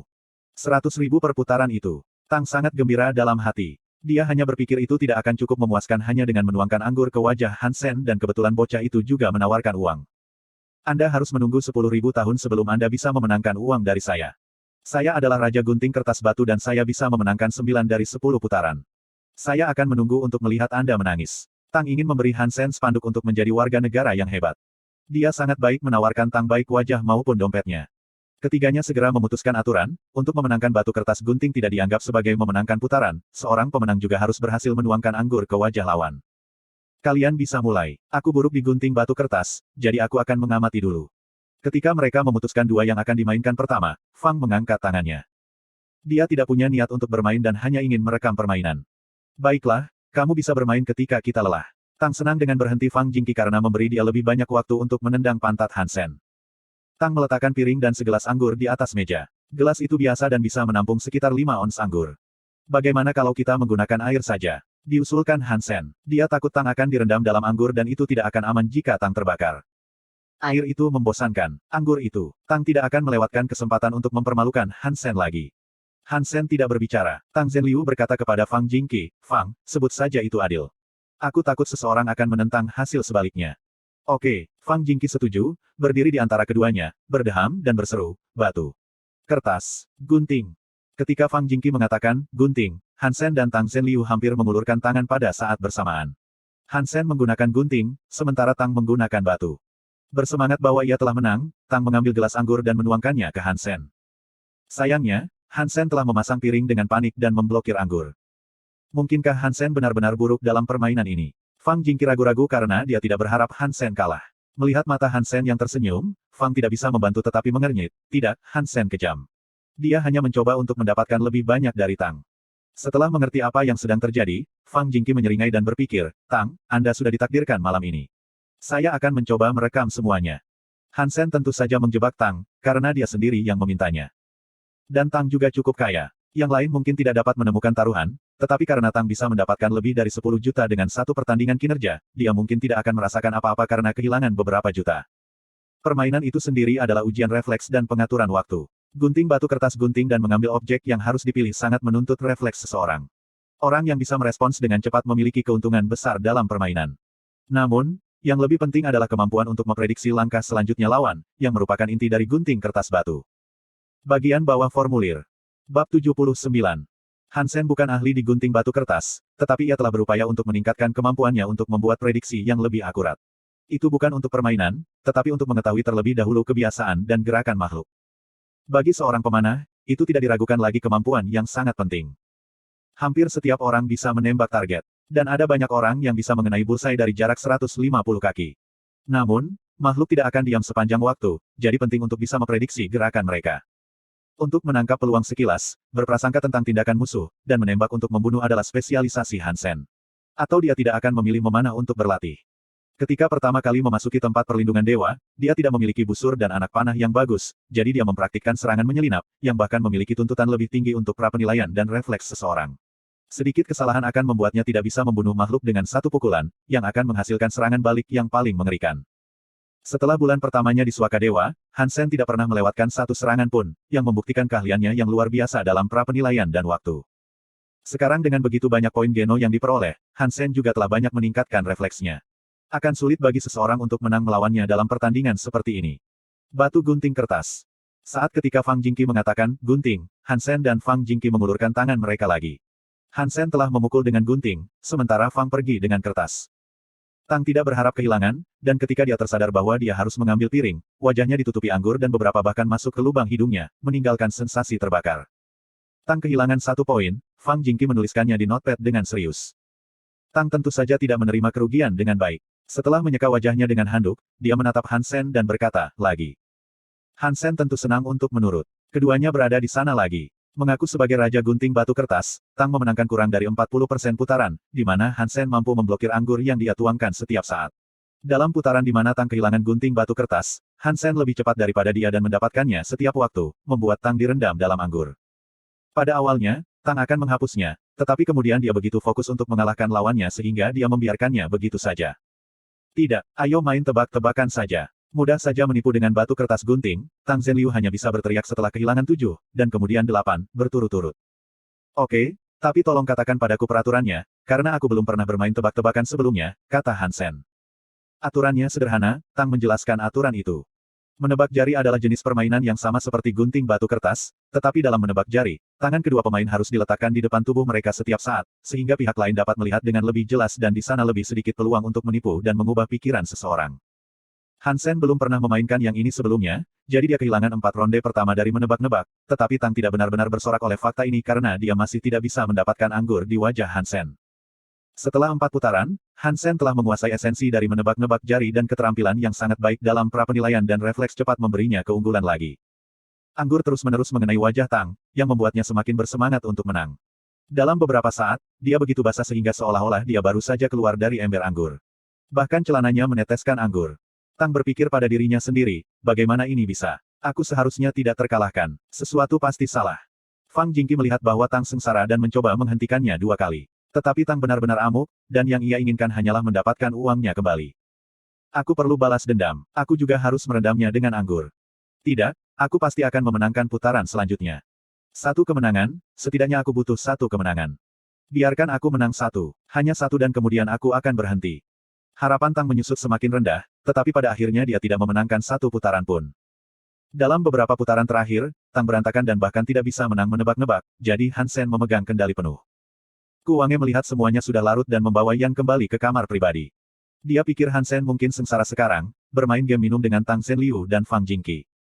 Ketika dia mendekati ruangan, dia tidak bisa mendengar apa-apa, jadi dia bertanya-tanya apakah Hansen sudah mabuk saat itu. Mendorong pintu terbuka, dia terkejut. Hansen dan Fang Jingqi sedang duduk di meja, minum teh sambil mengobrol. Hansen tampak sadar dan bersih, seolah-olah tidak ada yang terjadi. Namun, Tang duduk di sofa sendirian, basah kuyup dan kuyu. Ku Wange mengira Tang tampak hampir seperti korban penyerangan, dengan mata penuh air mata. Tang, apa yang terjadi padamu? Ku Wange terkejut. Tidak mungkin dia percaya bahwa Tang Zhenliu adalah orang yang diintimidasi. Tang hanya mengerti apa yang terjadi. Tanpa menjawabnya, dia dengan keras melemparkan dirinya ke arah Fang Jingqi, berteriak, sialan kau Jingqi, beraninya kau menjebakku. Tidak yakin apa yang sedang terjadi, Ku Wange melihat Hansen tersenyum padanya. Dia bertanya, Mes, Ku, berapa harga paket solusi nutrisi canggih? Sekarang Yan ada di paket yang $100.000 per bulan, efeknya sangat terbatas. Intensitas kursus di Saint Paul mungkin akan meminta paket seharga $300.000 per bulan. Atau nilai dan kebugarannya akan sama-sama menderita, jelas Ku Wange. Jika dia menggunakan paket teratas, ditambah layanan dokter senior, berapa biayanya setiap tahun? Hansen bertanya lagi. Jika itu masalahnya, kamu dapat memilih paket S-level sekolah, yang mencakup yang terbaik dari semuanya dan biaya 15 juta per tahun. Ku Wange memandang Hansen dengan rasa ingin tahu. Bagus, tolong dapatkan Yan paket S-level ketika kamu mendapat kesempatan, kata Hansen setelah dia melihat 16 yang baru ditransfer. $7 juta di akunnya. Bagian bawah formulir. Bab 80. Setelah kembali ke rumah, Hansen menunjukkan Yan tutorial malaikat suci dan memintanya untuk menghafalnya. Dengan demonstrasi holografik, itu tidak sulit untuk dipelajari. Menjadi cerdas, Yan menghafal malaikat suci setelah menonton hanya beberapa kali.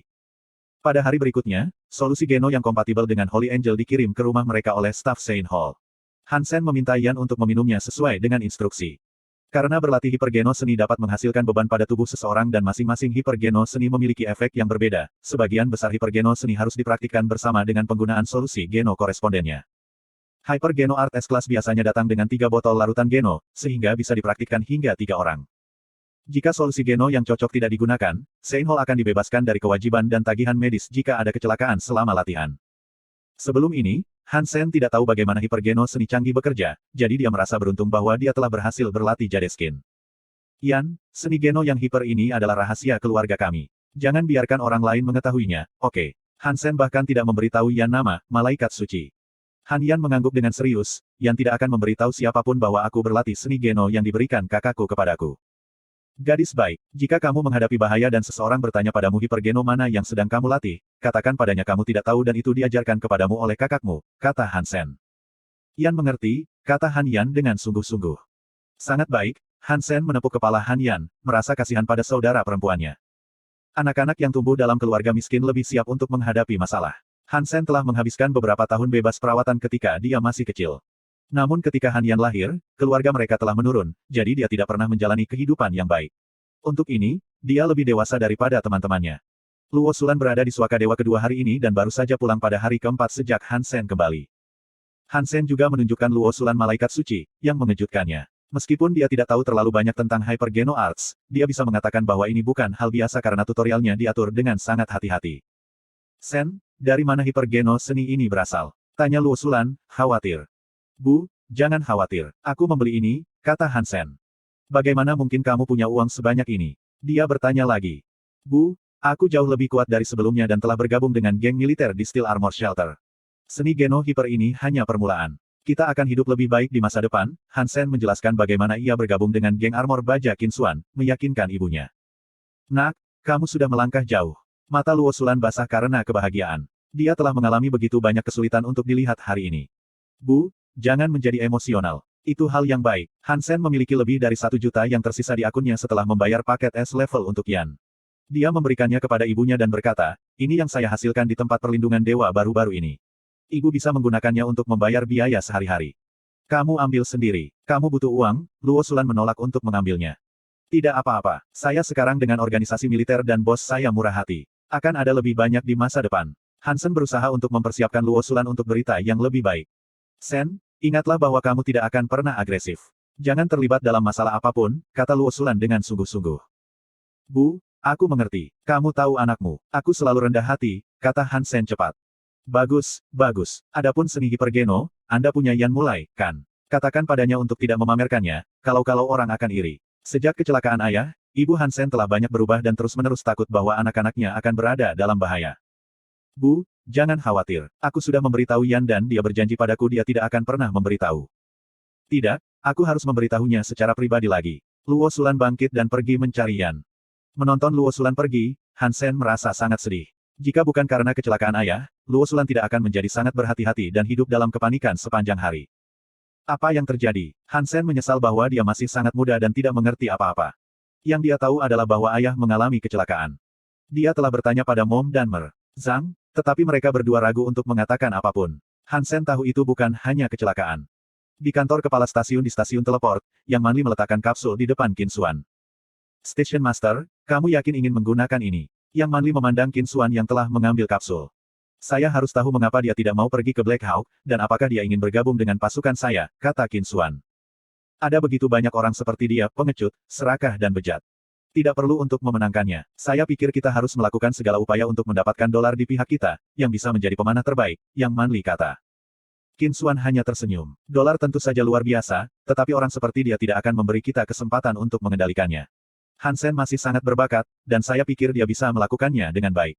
Tetapi orang yang saya butuhkan harus memiliki catatan yang bersih dan bersedia untuk bergabung dengan regu saya, yang membutuhkan beberapa upaya untuk mengonfirmasi. Yang Manli ingin mengatakan lebih banyak tetapi Qinzuan menghentikannya, kecuali Anda bisa mendapatkan dolar untuk bergabung dengan pasukan kami, Hansen adalah pilihan saya. Yang Manli tidak menjawab, tetapi diam-diam bertekad untuk menemukan dolar dan membujuknya. Hansen tidak tahu apa yang dilihat Qinzuan dalam dirinya sehingga dia ingin dia bergabung dengan pasukannya begitu buruk. Sebelum memasuki stasiun teleportasi, dia memastikan bahwa dia tidak ada di depan mata Qinzuan. Sayangnya, tidak ada yang bisa diperhatikan di bawah hidungnya. Melihat Qin Xuan berdiri di depannya dengan senyum tipis di wajahnya, Han Sen harus melangkah maju. Sudah lama sejak kita bertarung. Tunjukkan padaku kemajuanmu. Melihat Qin Xuan tidak menyebutkan hal-hal lain, Han Sen diam-diam merasa lega. Han Sen sekarang jauh lebih baik, tetapi dia tidak berani menunjukkan semua yang dia dapatkan. Bahkan jika dia melakukannya, dia mungkin masih akan mengalahkannya. Minumlah air. Qin Xuan melepas helmnya dan mengambil 2 botol air. Dia membuka botol untuk dirinya sendiri dan menyerahkan yang lain kepada Han Sen. Han Sen tidak punya kecurigaan dan minum dari botol air tertutup. Han Sen, menurutmu aku cantik? Qin Xuan tiba-tiba bertanya. Cantik, tentu saja kamu. Han Sen terkejut dan menatapnya, tidak mengerti mengapa dia mengajukan pertanyaan ini. Itu bukan gayanya. Menurutmu apakah bibirku lebih cantik atau mataku? Qin Xuan bertanya lagi. Han Sen merasa pusing. Dia tidak bisa membantu tetapi melihat ke mulut Qin Xuan, dan perlahan-lahan pandangannya bergerak ke atas dan jatuh di matanya yang cerah.